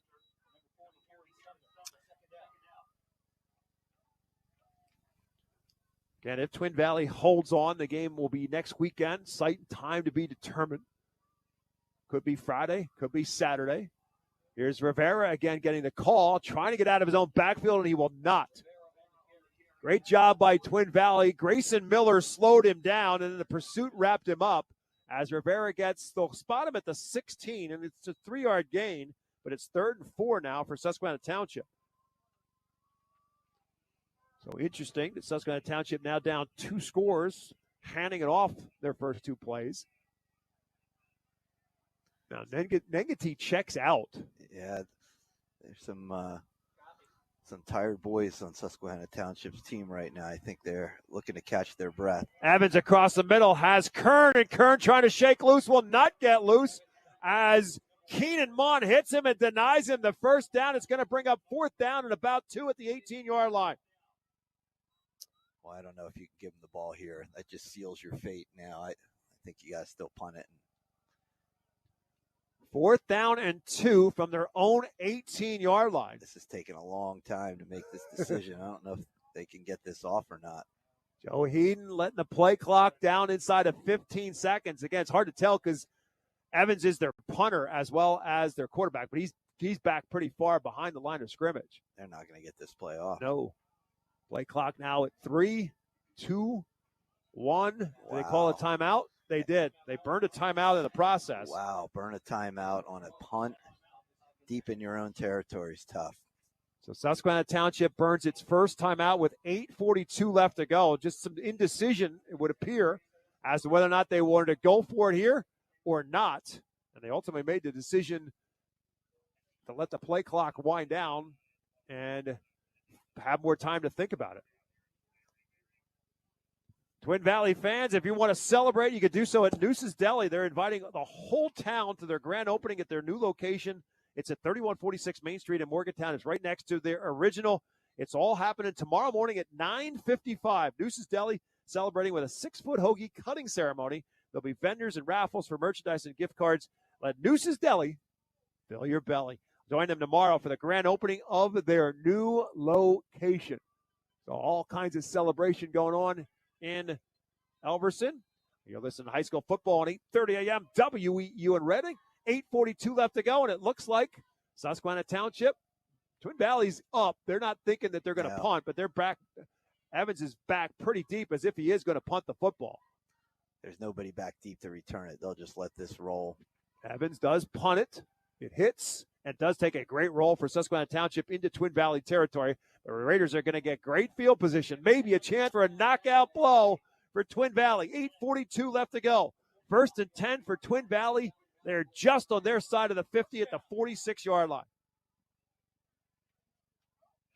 So they force Susquehanna Township to punt. So in second half drives, Susquehanna Township turns it over on downs inside the Twin Valley 20 and now punts it from inside their own 20. And the Raiders, 1st and 10 at their own 46. Angle back there as the tailback. Sidecar left of Maverick Foster. Man in motion is Grundy. It's Angle right up the gut. Angle fights through the gut inside the 40 and down to the Susquehanna Township 35-yard lines.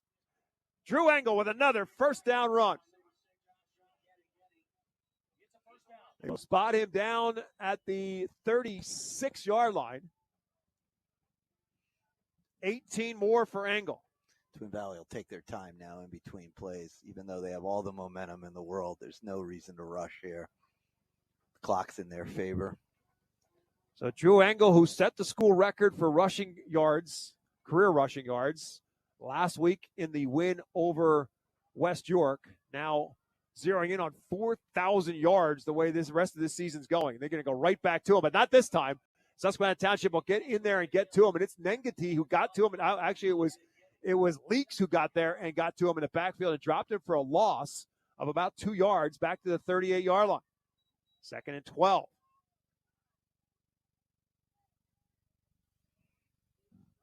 Susquehanna Township's got to gamble a little bit defensively now. Turnover optimum for Susquehanna Township. Twin Valley has yet to turn the football over in this game. And they are playing the long game here, taking their time, letting the play clock run down on every snap. Chase Oliver goes in motion from left side to right. Angle will go that way. Angle has a little bit of a hole, and then it closes down, but he fights his way all the way down inside the 30-yard line, and it puts them in a 3rd down and short now. Well, you're definitely 2-down territory, so you can stay aggressive with Angle here. Gain of about 6 puts Twin Valley in a 3rd and 6. Patrick Shanahan will come in as the receiver. He'll split out on the right side with Dom Summers slot on the right. Again, they just look to the sidelines. They get the play. They let the play clock wind down. We're inside of 10 on the play clock. 3rd down and 6 at the Susquehanna Township 32-yard line. Engel going to follow the blocking of Buckley, trying to go around the left edge. Susquehanna Township does a great job to string it out, knock him out of bounds, and prevent the first down. Kareem Mathis coming up to make the tackle on Engel to bump him out of bounds at about the 32-yard line, right at the line of scrimmage. It's 4th down. Well, if Susquehanna Township can get away with a stop and not use a timeout in this series, still keep 2 in their pocket, gives them some hope here. It's great that it's also big that they forced Engel out of bounds and stopped the clock. Right. It's a big if, though, to stop them on 4th down here. They've just had so much success on offense. 4th and 6 at the 32-yard line. Grundy now back in as the receiver, split out on the right. Everybody else is tight, packed in the box. 4th and 6 at the Susquehanna Township 32-yard line. Foster trying to get him to jump offside. Susquehanna Township almost moved, and now a timeout going to be called. Yes, Twin Valley will call a timeout. So they try to get him to see if they would jump. Susquehanna Township almost jumped, but they stayed put. And Twin Valley will call the timeout. I think Brett Myers changes his mind during this timeout. No, punts not the at all. football, backs them inside the 5-yard line. You're at the 32. If you do put it in the end zone, you're only gaining 12 yards. So why not? And you got 2 backs like he's got. Why would you take a shot at running the ball here? If nothing else, at least to run a little bit more time off Correct. the clock. Again, it's 2 scores now for Susquehanna Township to get back in this football game at 34-21. So the Indians not only need the 1 score, but now they have to get the football back right away if, in fact, they can score. They have not yet scored in this second half. They're up 21-20 at the break, but the touchdown pass from Maverick Foster to Ben Grundy in the 3rd quarter put Twin Valley back up on top, and then the Maverick Foster touchdown run made it 34-21. So after the Twin Valley timeout, 4th and 6 from the 32-yard line. Engel is the back.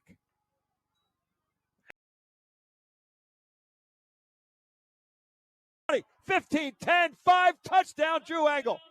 On a brilliant cut, Drew Engel takes it to the house. 32 more for Engel. It's that little jump cut to the side. He's so good at it, so quick. Again, I said it before, that not many high school kids can do that. That's not an easy skill for a 17, 18-year-older to be able to do, and he does it very well. 3rd touchdown of the night for Engel, 31 now on the season. And on comes Nate Schaefer to attempt an extra point, and that is good. The Twin Valley Raiders, what a story. A program that had never had the winning success they had since Brett Myers took over this program is now on its way to potentially a state semifinal. With 6:22 left to play in the football game, they lead at 41-21 when we come back after this. Elliker Financial LLC is proud to serve the Twin Valley community as your local fiduciary based in Morgantown. From personalized investment management to comprehensive financial, estate, and tax planning, we create strategies tailored to your life and goals. When it comes to preparing for retirement, count on the local fiduciary and advisor who puts you first. Elliker Financial LLC is a registered investment advisor offering advisory services in Pennsylvania and in other jurisdictions where exempt from registration. You should consult with appropriate tax and financial advisors for advice specific to your situation. Elliker Financial is not responsible for the content, accuracy, or suitability of any advertisements heard during this program. Mounts Disposal Service Incorporated is proud to be family-owned and operated business in the Twin Valley community for over 50 years. We're here to assist you with all of your waste removal and recycling needs. From the team at Mounts Disposal Service, they wish all the players, coaches, and staff good luck tonight. Go Raiders, and they are going. The Twin Valley Raiders on top 41-21 with 6:20 left to go in the football game. Susquehanna Township in desperation mode now with Torrin Evans and company back to work, but they have not found success in this second half. They picked up 3 first downs in their first series, could not pick up a first down in their last, and had to punt the football away. They've kept Torrin Evans on the sideline most of this second half, too. That's been a key factor with these long drives, and they're all resulting in points, too. It's not just time off the clock. Evans starts from his own 27-yard line. Again, naked backfield for Evans. Looking to his right, now looks back to his left, looking for the home run, looking for Leaks, and it's almost intercepted. Maverick Foster was back there, had his hands on it, couldn't catch it. Incomplete. Twin Valley's got 2 picks on the night, almost had a third. Maverick Foster, quarterback, playing a deep half here in the prevent type look. Did a nice job of keeping the receiver in front of him. So 2nd down and 10 now for Susquehanna Township from their own 27. Again, Evans in the backfield by himself. He's got 2 bunched on the near side, 3 on his right side.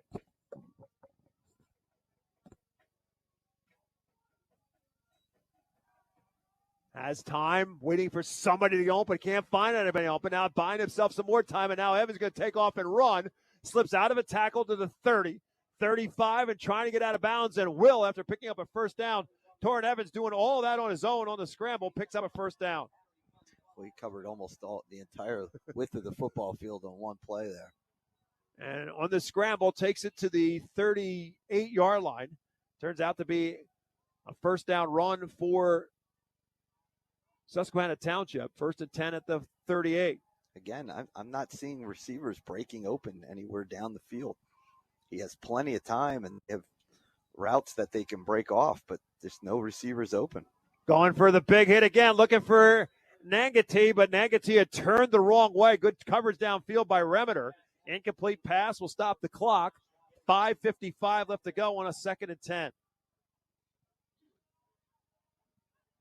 Kern for Susquehanna Township's been quiet tonight. Number 1, I think maybe only 1 catch. He had 1 catch for that little 5-yard dig route, and then he had that little 2-yard drag route across the middle that they stopped him for a first down. So 2 catches and 7 yards. That's it.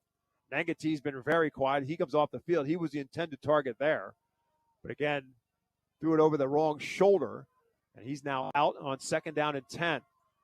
Rivera shifts out of the backfield in motion. Twin Valley's selling out on the blitz. They chase him out of the pocket. Evans dashes it away from him. He's got a blocker. Torrin Evans is across midfield, still on his feet to the 40. Still on his feet, and it finally brought down at about the 39-yard line of Twin Valley. Again, Torrin Evans on the broken play turned it into something big, and he's got Susquehanna Township down to the Twin Valley 39-yard line. Twin Valley blitzed Myers like they had done earlier in the game when he had a big sack, but this time they picked it up, and he was able to bounce outside and had a lot of running room. 23 yards on the scramble. Evans wants to throw for it here again, going for the big one. Jump ball for Leaks, and it's broken up. Great coverage downfield. James Alexi, the defensive back, right there with secure Leaks to knock it away. 2nd and 10 now coming up. Stops the clock with 5:29 still remaining for Twin Valley. That much closer to a state semifinal next weekend.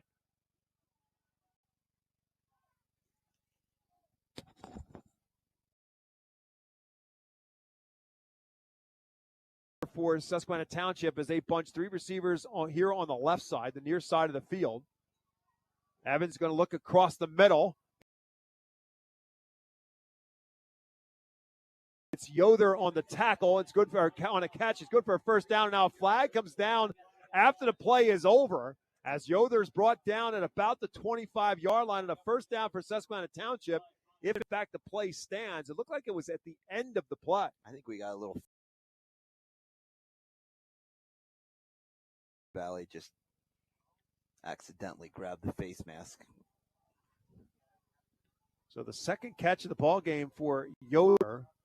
And if Frank is correct, and I think he is, they will tack on the penalty after the play is over with. And it's going to put Susquehanna Township now inside the 15 and down to the 12-yard line.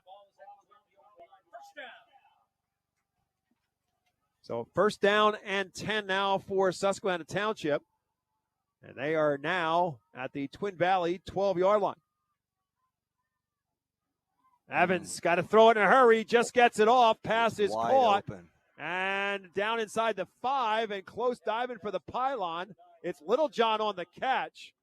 I believe that was Engel coming off the edge right at Torrin Evans, and he took on the hit, made the throw. Haven't seen that all night out of them. They ran it back out of the backfield into the flat. It's a nice play. It was a really nice catch. The ball was thrown low, and he was running the opposite direction, but he made a really nice catch. Put Susquehanna Township in a 1st and goal now at the 2-yard line. Littlejohn stays in as the back. They're going to give it to him, and he will not get anywhere. May have lost yardage on the play. Keenan Munn sold out on it, drove it backwards, almost back to the 5-yard line. 2nd down and goal. Munn, playing an outside backer, just held his ground, forced him back inside, made a nice tackle. 4:45 left to play. Well, that will go in motion. Evans wants to throw for it, flushed out, chases. This is his natural ability here as a lefty. Makes a man miss, still on his feet, dancing around, trying to get away.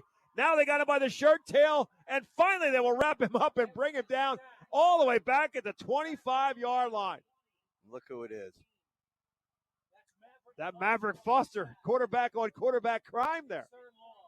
As Maverick Foster had him by the shirt tail and wouldn't let go, they spot him down at the 20. It's a loss of 15 yards, 3rd down and goal.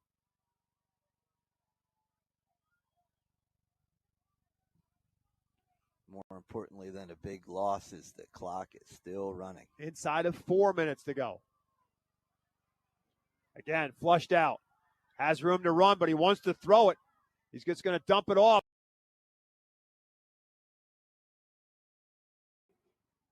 It's going to bring up 4th down and goal to go now. Littlejohn's a big boy. Heart stopped beating for about 3 seconds till that tackle was made. They spot him actually down at the 2-yard line, so it's 4th and goal to go now. Obviously, a field goal doesn't help you. You need a touchdown. 4th and goal at the 2. 3 receivers, Kern, Leaks, and Nangeti on the left side. Nangeti on the left side. Evans has a man open on his right. If he can see him, he doesn't see him, and he's going to get wrapped up and brought down. Ryan Remender wrapped him up. He had Littlejohn out on the right flat and couldn't see him. Twin Valley's defense comes up big. They drop the quarterback for a 2nd time in this series. Yeah, Twin Valley's red zone defense has just been outstanding tonight. That's several stops they've had inside the 20.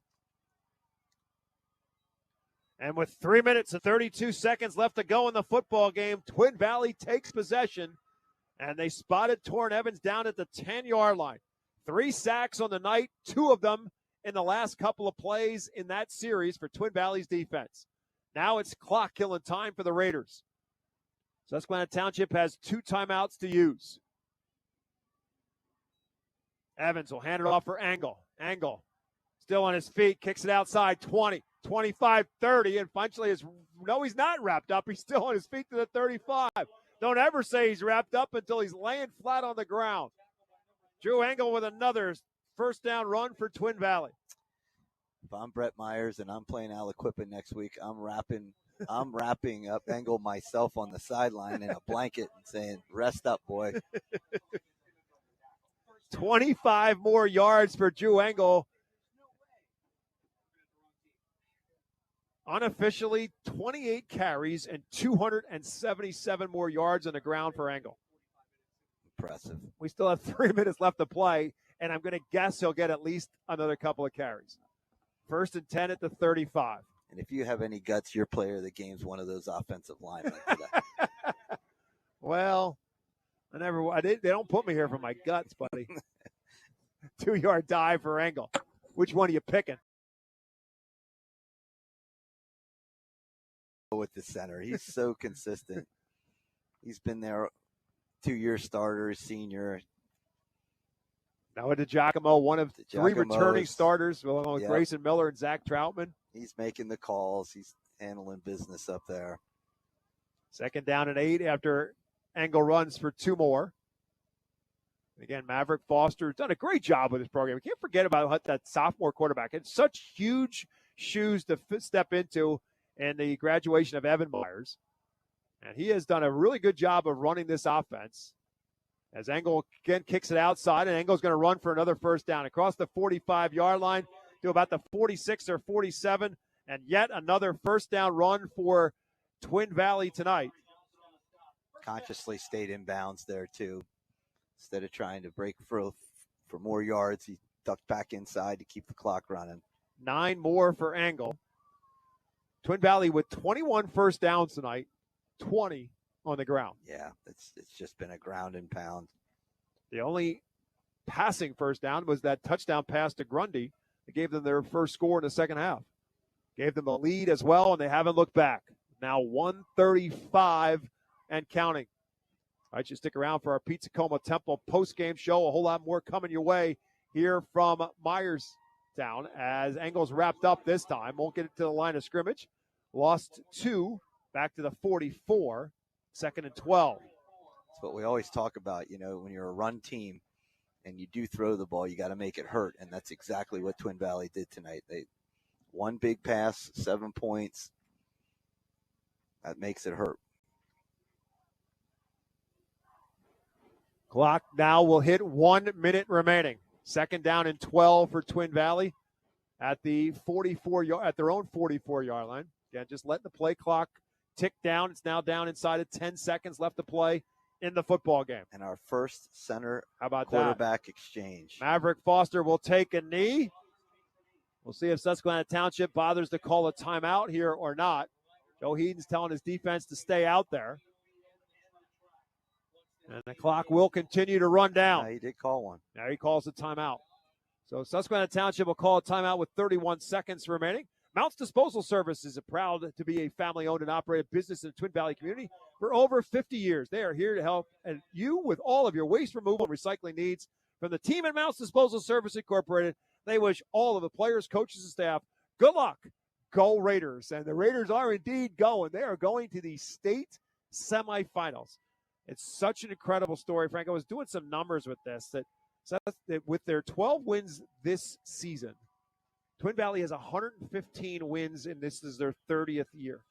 Brett Myers is about to pick up his 39th. So before he got there, in the first 26 years, they won 77 games. Yeah. He's won 38 in 4. So this is a program that had struggled for so many years, and a 500 season in Elverson was a solid season. But Brett Myers has taken this program to a whole nother level, and now he's taken them to a state semifinal. And you can't count them out against anybody. You got a back like Engel and a defense like they have. They got a recipe to do some damage in the state playoff here. They are built for postseason football in Pennsylvania because they can run the football, and they are walking away with this one as they win it this evening here in this 4A semifinal. The final score, it is the Twin Valley Raiders 41, the Susquehanna Township Indians 21. As Twin Valley dominates the second half, they shut out the Indians in half number 2, and the Raiders win their first ever District 3 4A championship. There'll be a medal ceremony and a post-game show, all when we come back here on WEEU in Reading. Hey, football fans, tackle your mornings with me, Mike Keller, along with Bob McCool and Trey Smith every week from 6 a.m. till 9 a.m. We kick off our short holiday week on Monday at 8:05 with Sports Illustrated Eagles beat reporter Ed Kratz. We'll talk Birds and Cowboys. On Tuesday at 7:30, we'll have some fun and give you a chance to win some WEEU prize packs when we play some Family Feud. And then Wednesday, it's an early morning pint with Kirby Powell from Saucony Creek Brewing. It's Mornings with Mike, weekdays from 6 to 9, right here on WEEU. UECU is a credit union that understands Pennsylvania, what it means to grow up here, raise a family, start a business. And we're committed to being your financial partner for life. With competitive rates, exclusive member discounts, and modern technology, UECU offers personalized banking that will make you feel right at home. Visit bankingforpa.org and sign up for UECU membership through our partner association, the Pennsylvania Consumer Council. UECU, banking that understands home. Hey, Berks County, Chick-fil-A Catering makes game day even better. Choose from a variety of trays, including Chick-fil-A nuggets, mac and cheese, and chocolate chunk cookies. Perfect for your next gathering. Place your order through the Chick-fil-A app, online, or by calling ahead and pick it up at your local Chick-fil-A restaurant. Take cooking off your plate this football season and enjoy the perfect spread with Chick-fil-A Catering. Availability and order requirements vary. See restaurant for details. Jeff Nolan from the studios here in Lansdale. We've got a final score, 41-21. Twin Valley advances to the state semifinals next week. We're going to tell you right off the bat before we even get to the scoreboard show as Bob McCool settles down to the field to talk to the coach and the player of the game. They'll be taking on the Quips of Aliquippa as Aliquippa won on the other side of the bracket. So that is going to be the matchup for Twin Valley next week. All the scores, all the highlights, all the conversation on this week 4 of the postseason, the week before a holiday, and there's a lot going on. So don't go anywhere. We've got the post-game interviews coming in the field. Also, we got scores and highlights after on the scoreboard show. More after this on the Voice of Berks and Beyond, 830 WEEU. Get your house ready to handle the extra guests, yard inflatables, and string lights. Keith HVAC, Electrical, and Plumbing has been keeping homes and businesses running smoothly for the holidays for 30 years. Plumbing, electrical, and heating systems work extra hard in the winter. So let Keith keep you cozy. Quality you trust, comfort you deserve. Call 610-589-6461 or visit KeithHVAC.com. Get Keith HVAC, Electrical, and Plumbing for the holidays because you've got enough to worry about with the in-laws. Whether you're in the market for your dream car or a daily driver, McGinty Motor Cars has you covered. We buy, sell, and consign classic, antique, and everyday pre-owned vehicles. McGinty Motor Cars is located just below Reading City Park at 1041 Washington Street. Stop by today or visit our website, McGintyMotorCars.com, to view our current inventory. When you support a small business, you support the American dream. This season, stick with everyone's favorite snack, Diefenbach's Kettle Chips. Legend has it Mark Diefenbach loved kettle cooked chips so much he turned his Berks County kitchen into the ultimate snack factory. Now, over 60 years later, we're still making that delicious PA crafted crunch with the same passion and quality right where it all began. So crunch into some flavorful Diefenbach's kettle chips today and snack on a delicious tradition. Noisy, squeaky, or uneven garage doors? Do they snap, crackle, or pop? Having trouble opening or closing? Get a garage door tune-up now from Overhead Door Reading. For just $99, we'll inspect, lubricate, and adjust your garage doors so they run smoothly and quietly. Don't get stuck in the driveway this winter. Call today and ask for our tune-up special. Serving the community since 1965. Overhead Door Reading. We're more than just doors. OverheadDoorReading.com. Savage 61 Chrysler Dodge Jeep Ram is once again the #1 rated auto dealership in Pennsylvania. Thinking it's time to trade up for something newer? We offer the most insane trade-in values you'll find anywhere. Whether you're looking for a new or certified pre-owned vehicle, our dedicated team will make sure you drive away happy. Visit us today at savage61.com and see why we're Pennsylvania's top choice. To find out how WEU can be your affordable advertising partner, call 610-345-7338. Well, with the ceremonies on the field right now, we will take it here in the studios from the corner of 4th and Court. We are in Reading. That is where we are at. If you heard differently just a few moments ago, my sincere apologies. Many years in this business, been in a few different studios, but the corner of 4th and Court here in the second floor is where we are entrenched here tonight, along with Matt Knob. My name is Jeff Nolan. A 41-21 impressive win for the Raiders of Twin Valley tonight. Very strong second half. That nothing changed for them, Matt. They played the same game, and they just continued to pile on. And we talked about this off mic. It's a team that will get to you, wear you down, and when they've worn you down, they will run over you. Yeah, an impressive performance here by the Raiders. 21-20 at halftime, but they just dominated the second half. 4 unanswered touchdowns to end the game, 3 of which came in the second half. And like you just said, Jeff, they just wear you down, and then they just dominate the rest of the game. And that's what you had here, 41-21, and Twin Valley scored the last 4 touchdowns of this one. Drew Angle with 3 touchdowns on the ground, a great performance from him. Maverick Foster getting it done on offense and defense, and it was just a typical Twin Valley performance after 13 of these this season. It was par for the course. Yeah, and they are a model of consistency. And what we found out tonight is that, okay, if you're going to score points against them, because they can beat you with their defense, but if you're going to score points against them, their offense is going to score more points, which at this point probably makes you one, if not the most dangerous teams in the postseason. Correct. Twin Valley is not scared in the slightest to get into a track meet here and run up the score. They can score at will. They can score quickly. They have the run game to do it. They can throw the ball.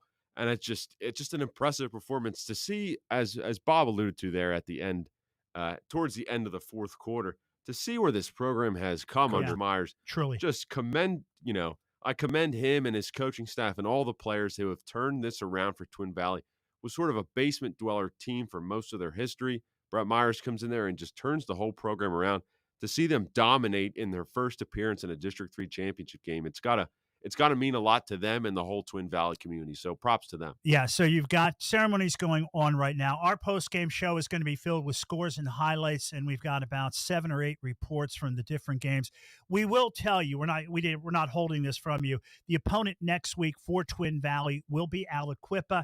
Aliquippa picks up the win over Oil City tonight. I believe that final was 28-6.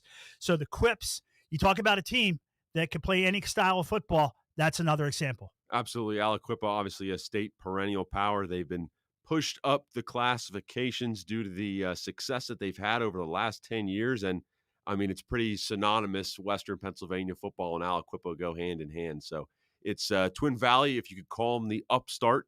Here they are, their first time ever in a state semifinal against a team that's usually there this time of year. And next week we'll be there in some capacity. We don't know in what way yet, but we will be there. All right, we're going to take another time out, and we're going to get ready to send it to Bob McCool in just a few moments. He's got those live player and coaches interviews with the victorious Raiders of Twin Valley. If you are buying or selling a home, contact RE/MAX real estate agent Phil Macaronis. With over 20 years of experience and a member of the RE/MAX Hall of Fame, Phil does it all. From residential to commercial real estate sales. And with his large catalog of repeat and referral customers, you know you can depend on Phil Macaronis, no matter where you're looking for your next home. Call 610-670-2770 or call Phil directly anytime at 610-858-4555. Welcome back to Elko High School. Down on the sidelines, Bob McCool with you, our Pizza Coma Temple postgame show with Coach Brett Myers. Coach, first of all, obviously, congratulations, but I want to give you a chance. I know we'll talk about Drew Engel and your son Lucas and everything that's done offensively, but it starts up front. You've got 5 offensive linemen and a lot more than that with all your tight ends and your blockers. Let's give a chance for those guys to get a little bit of love. Yeah, Zach Troutman and Andrew Boswell and Noah and Grayson and Big Red and then Jace and Cabegas and then Joey Buckley. I mean, those guys played hard, and, you know, we stayed in 13 personnel most of the second half and just battled, and our kids fought. And, you know, again, give Susquehanna credit. I mean, man, it was a tough – every inch was tough. Every first down was a battle. But in the end, we played with pretty good pad level, and it showed.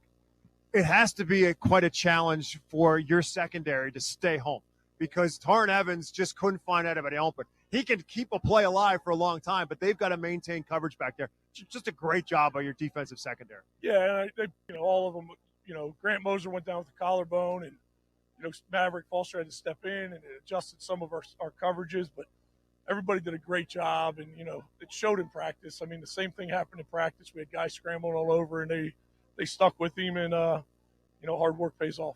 You've been down this road before, and you know what it takes to win in Pennsylvania high school football. You got to be able to run the football, and you can run the football. It doesn't matter what the weather's like, and you guys can run the football. This team is built for exactly what they're going through. Yeah, I'd say, and, we're going to enjoy tonight. And, District 3 is an extremely competitive district, and it's pretty nice to be making it through it. And I'm excited to see who won the other game and see if we can start working tomorrow to see what we got. Turkey's going to taste pretty good on Thursday, isn't it? Yeah, it'll be a great day to have a practice in the morning and finish up with some turkey. Nothing like practicing on Thanksgiving Day. Congratulations, Coach. We'll see you next week. Appreciate you. Thank you. You got it. As the Twin Valley Raiders are your winner tonight, 41-21. We'll take a timeout, catch up with our Reading Fighting Phil's player of the game, Drew Engel, when we come back after this. Temperatures dropped and my heating wouldn't kick on, so I called Keith HVAC Electrical and Plumbing. They had it running fast and at a fair price. That was years ago, and I've trusted them ever since. Heating, cooling, plumbing, electrical, Keith does it all. Honest, fast, professional. They've been around for 30 years for a reason. Call Keith HVAC today. You'll be glad you did. Keith HVAC Electrical and Plumbing. Quality you trust, comfort you deserve. Call 610-589-6461 or visit keithhvac.com. Welcome back to our Pizza Coma Temple postgame show with our player of the game, Drew Engel, and he's surrounded by his Brett Myers just got the water bucket. Drew, this got to be, I mean, look, you've had fun, you've had success, you've had it on the lacrosse field, now you're having it on the football field. It's got to be the time of your life right now with your best friend. Yeah, it's a great time. I love playing sports with my teammates. It's a great feeling, and I wouldn't want to play with any other team. I mean, Nick, you can get to the spot in time in this season where, you've been doing this since August and 2-a-days in August and all that, and the grind can wear you down at times. Doesn't look like you guys are tired at all. Yeah, I think what's special about our team, our coaches hold us to a really high standard, and when they see we're not playing to our expectations, they make sure we get there, and we appreciate that a lot as players. Obviously, you had a great night tonight. You were close to 300 yards running with the football. But I got to talk to you about what you guys did because you're part of that defensive secondary. Playing against a quarterback like Torrin Evans has got to be hard because you've got to maintain coverage for a long time. You guys were great back there. Yeah, we respect him at quarterback. Knew what we had to do. It's probably the fastest team we played yet, and we worked all week staying on our routes, and our coaches did a great job game planning for them. Congratulations, my friend. You're going to play more football. Thank you. I appreciate it. You betcha. The Twin Valley Raiders are moving on to the state semifinals.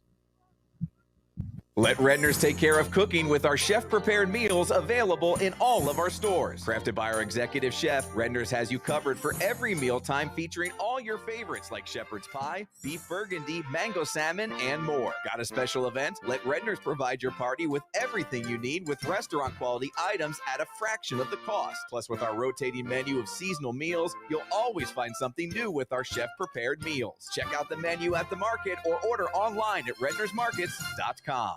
Support your Berks County community while purchasing great new and used furniture, appliances, and building supplies at the Habitat for Humanity Restore of Berks County. Located at 5370 Allentown Pike in Temple, the Restore carries brand name new and used appliances, furniture, home decor, and more. Many new items are manufacturer direct and are available at unbeatable prices. Stop by the Habitat for Humanity Restore of Berks County Tuesdays through Saturdays from 9 a.m. to 6 p.m. or visit our website at restoreberks.org for more information. Elliker Financial LLC is proud to serve the Twin Valley community as your local fiduciary based in Morgantown. From personalized investment management to comprehensive financial, estate, and tax planning, we create strategies tailored to your life and goals. When it comes to preparing for retirement, count on the local fiduciary and advisor who puts you first. Elliker Financial LLC is a registered investment advisor offering advisory services in Pennsylvania and in other jurisdictions where exempt from registration. You should consult with appropriate tax and financial advisors for advice specific to your situation. Elliker Financial is not responsible for the content, accuracy, or suitability of any advertisements heard during this program. Savage 61 Chrysler Dodge Jeep Ram is once again the #1 rated auto dealership in Pennsylvania. Thinking it's time to trade up for something newer? We offer the most insane trade-in values you'll find anywhere. Whether you're looking for a new or certified pre-owned vehicle, our dedicated team will make sure you drive away happy. Visit us today at savage61.com and see why we're Pennsylvania's top choice. To find out how WEEU can be your affordable advertising partner, call 610-345-7338. UECU is a credit union that understands Pennsylvania, what it means to grow up here, raise a family, start a business. And we're committed to being your financial partner for life. With competitive rates, exclusive member discounts, and modern technology, UECU offers personalized banking that will make you feel right at home. Visit bankingforpa.org and sign up for UECU membership through our partner association, the Pennsylvania Consumer Council. UECU, banking that understands home. Hey, Berks County, Chick-fil-A Catering makes game day even better. Choose from a variety of trays, including Chick-fil-A nuggets, mac and cheese, and chocolate chunk cookies. Perfect for your next gathering. Place your order through the Chick-fil-A app, online, or by calling ahead and pick it up at your local Chick-fil-A restaurant at Broadcasting Square, 5th Street Highway, and Exeter Commons. Take cooking off your plate this football season and enjoy the perfect spread with Chick-fil-A Catering. Availability and order requirements vary. See restaurant for details. Welcome to the Pizza Como postgame show. Actually, we've been in it for a while, but we thank the guys from Pizza Como. Pizza Como is a family-owned business going strong on the 5th Street Highway for over 50 years, serving the finest Italian dishes. Berks County's best variety of Italian sandwiches and legendary pizza. Right next door is The Yard, a virtual golf experience to keep your game sharp all year round. If you love sports cards and memorabilia, stop in to buy, sell, or trade. Pizza Como in The Yard. 4600 5th Street Highway in Temple. And, of course, we just spoke with our Reading Fightin' Phil's player of the game, and that was the great work of Drew Engel and the guys up front. Is Brett Myers gave some love to those offensive linemen. But tonight's player of the game brought to you by the Reading Fighting Phils and our all-new Redner's Event Center at First Energy Stadium. The R-Phils remind you to have your next sports team banquet in the R-Phils all-new Redner's Event Center banquet and meeting facilities at First Energy Stadium. Whether it's a sports banquet, a wedding, a corporate meeting, or event, or any charity fundraiser dinner, the number one place for events in Berks County for groups of 40 to 1,000 is the all-new Redner's Event Center at the R-Phils. Go to rphils.com for events for more information.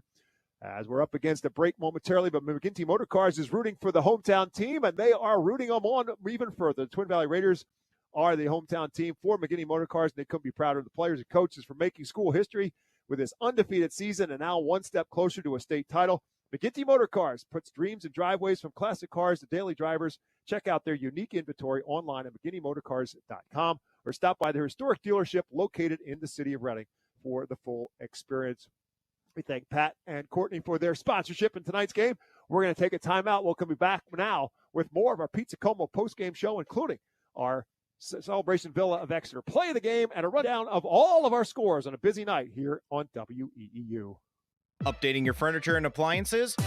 The Habitat for Humanity Restore of Berks County can help. The Restore offers free pickup of your gently used furniture and appliances from your Berks County home. We offer convenient scheduling for our free pickups through our website, restoreberks.org. Located at 5370 Allentown Pike in Temple, the Restore is open from 9 a.m. to 6 p.m. Tuesdays through Saturdays. You might just find that special thing to tie the room together at the Restore. Support your community with your donation to the Habitat for Humanity Restore of Berks County. Spots Insurance Group is a proud sponsor of Berks County sports. We're an award-winning nationwide agency you can trust, insuring what means most to you for over 32 years. We specialize in auto, home, renters, business, and life insurance. Remember, when you think insurance, think Spots. Visit us at spotsforinsurance.com. That's SPOTTS, 4, insurance.com. Couple people want to give some celebration to the Twin Valley Raiders, including Doug's Family Pharmacy, celebrating 40 years of serving the community. Is proud of their Twin Valley Raider football team and Coach Myers and his staff.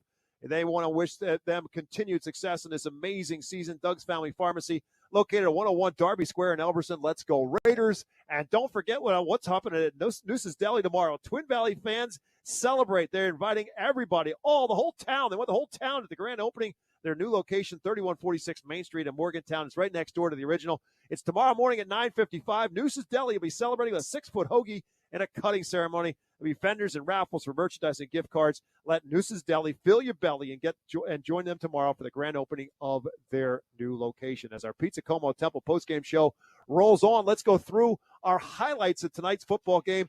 And this one started out kind of like we thought it could, with a high-scoring football game, as the Susquehanna Township Indians got the opening kickoff, and they got themselves to a 2nd and 11 at the 39-yard line, and they did it first on the ground. Twin Valley come with a blitz with Myers up the middle. They go around it. They got a big hole, and Rivera's got nothing but daylight. 30, 20, 15, 10, 5, touchdown, Susquehanna Township. 61-yard touchdown run for Xavier Rivera, finishing off a 5-play, 71-yard drive, and the Indians are on the board first at 7-0. Twin Valley gets its first series, and on the very first play, Drew Engel giving a little bit of a precursor of things to come as he rips off a big run to get things going and put it all the way down into Susquehanna Township territory. The Raiders, for a moment, got bottled up a little bit inside the 5-yard line, but on 2nd down and goal, Drew Engel got started. Oliver, the tight end, goes in motion from left side to right. Engel will try to kick it. No, he will not kick it outside. He'll take it up the middle, and he cuts up the middle for a touchdown. Drew Engel from 2 yards out finds a seam up the gut and takes it home, and the Raiders are an extra point away from tying up the football game. 9-play, 60-yard drive. Engel's first touchdown of the night makes it 7-7. Susquehanna Township unable to pick up a first down in its next series. Twin Valley gets great field position. They start this drive at the 43-yard line of Susquehanna Township. Didn't take long for them to get down into scoring position. And on 2nd down and goal, Drew Engel's backfield mate gets the opportunity with Lucas Myers. And Lucas Myers will take it in for the score from 2 yards out as they look for one direction and go the other. And Myers takes it in, and Twin Valley takes its first lead. 14-7 was our score after quarter number 1. Susquehanna Township got the equalizer in the second quarter. Torrin Evans did a lot of it on his own as he got this team down to a 3rd and 5 at the Twin Valley 20-yard line.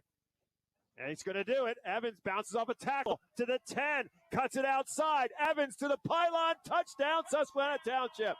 Torrin Evans bounces off a tackle, turns on the Jets, takes it in for the score. Finishes off a 10-play, 77-yard drive. The extra point was good with 8:33 left to go in the first half. We were tied at 14 apiece. Susquehanna Township takes its first lead. A couple of series later, late in the first quarter, they got themselves on a 3rd and 1 at the 33-yard line, and this time it was the arm of Torrin Evans who flipped the game in the Indians' favor. Now Rivera will shift out of the backfield as well. Evans looking for the long ball, looking for a man. He's got a man wide open. Is Akir Leaks. It's going to be a touchdown, Susquehanna Township. On a straight go pattern, Leaks went right by the defense for the score of 67 yards. With 42 seconds left to go, Susquehanna Township had had the lead back at 21-14, but they left time on the clock for Twin Valley and its offense. And the difference maker again with a short, just beyond midfield, they give a handoff to Drew Engel. 2nd and 5 for the Raiders from their own 47-yard line. To give up the middle is Engel. Engel will get the first down. Engel will kick it outside. 40, 35, 30. Drew Engel still on his feet, breaks a tackle, and Drew Engel is going to take it to the house. Broke at least 3, if not 4 tackles on the way, and Drew Engel stayed in bounds. 53 yards, touchdown, Twin Valley. A 53-yard touchdown run for Drew Engel. The extra point was wide right, and so he went to halftime with Susquehanna Township on top, 21-20. But Twin Valley got the football to start quarter number 3, and they got themselves on a 2nd down and 17 at the Susquehanna Township 45, or their own 45-yard line. Foster, play action fake, wants to throw it, and it's Grundy behind him, and he makes a catch, 35-30. Grundy's in the open territory. He's going to get a block downfield, and Ben Grundy's going to take it to the house.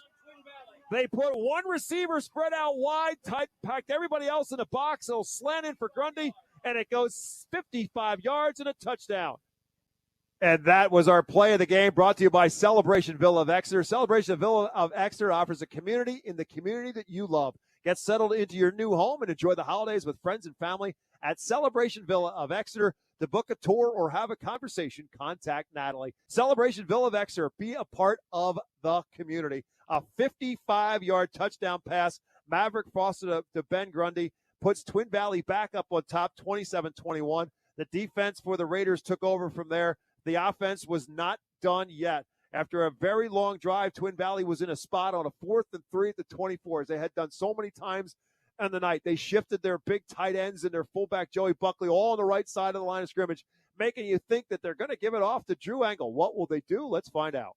Engel. No, it's going to be Foster on the keeper on the bootleg, and Foster will take it. Maverick Foster is going to score. They bootlegged it out with the quarterback, and Maverick Foster took it for the score. 24 yards on the run. On a naked bootleg, Maverick Foster takes it 24 yards. Nate Schaefer's extra point was good. It was 34-21. Twin Valley up on top early on in the fourth quarter. And then for a little bit more icing on the cake and the celebration, one more touchdown, and who else but Drew Engel. Engel gets the call. Engel cuts upfield. Engel has the first down and more. 20, 15, 10, 5, touchdown, Drew Engel. On a brilliant cut, Drew Engel takes it to the house. 32 more for Engel. So Drew Engel unofficially with 31 carries tonight, zeroing in on 300 yards at around 285 yards, give or take, but a tremendous night tonight. And another good, solid night by Lucas Myers. He has over 70 yards. He runs for a touchdown. Engel with 3 touchdowns. Maverick Foster throws for 1 and runs for 1 as well. It's all Raiders tonight in the end. And now moving on to the state semifinals at 13-0. So we don't know for sure where they're going to be. Trying to find out if anybody knew while I was down on the field. It'll be Friday or Saturday. We'll figure out where it is. The guys have already told you that Aliquippa is going to be your winner. So the Twin Valley Raiders are going to play Aliquippa somewhere next week. It's probably going to be in the Altoona thought process, but we'll find out. Once we know for sure, we'll have the game for you next week. I do want to tell you right now that we will unfortunately not be able to bring you video of stream next week of the game, but we will have the game on the radio, whether it's Friday afternoon, Friday night, Saturday afternoon, Saturday night, wherever it is, whatever time it is, we'll have the coverage of the game for you here on WEEU. Twin Valley is moving on to the state semifinals. More football coming your way here on WEEU. this weekend. Tomorrow night, it's Penn State and Nebraska. It starts with Nittany Extra presented by Appella Wealth and Why Missing. That gets us rolling at 5. Then the Penn State pregame show at 5:30. Penn State, Nebraska kickoff at 7 o'clock. Steve Jones and Jack Ham have the call. And then Sunday afternoon, it's the Eagles and the Cowboys in Dallas. Mel Reese and Mike Quick with the call of that one at 4:25. That's going to do it for us. Our coverage is not over yet. High school coverage continues with the Scoreboard Show. Jeff Nolan and Matt Knob will fill you in on everything that happened in a high school football Friday night here on WEEU. But the Twin Valley Raiders move on. Thanks to Tommy Mealy, the athletic director here at Elko High School, for the hospitality. Great job back at the WE Studios by Kyle Rudar, keeping the show on the road, and our technical director, Sean Tansky. Thanks for Frank Ferrandino for pinch hitting tonight as well. My name is Bob McCool. Enjoy your weekend. Enjoy your Thanksgiving. We'll have more high school football for you next Friday because the Twin Valley Raiders beat Susquehanna Township tonight by a final score of 41-21. Thanks for listening and watching, everyone. Have yourselves a great weekend.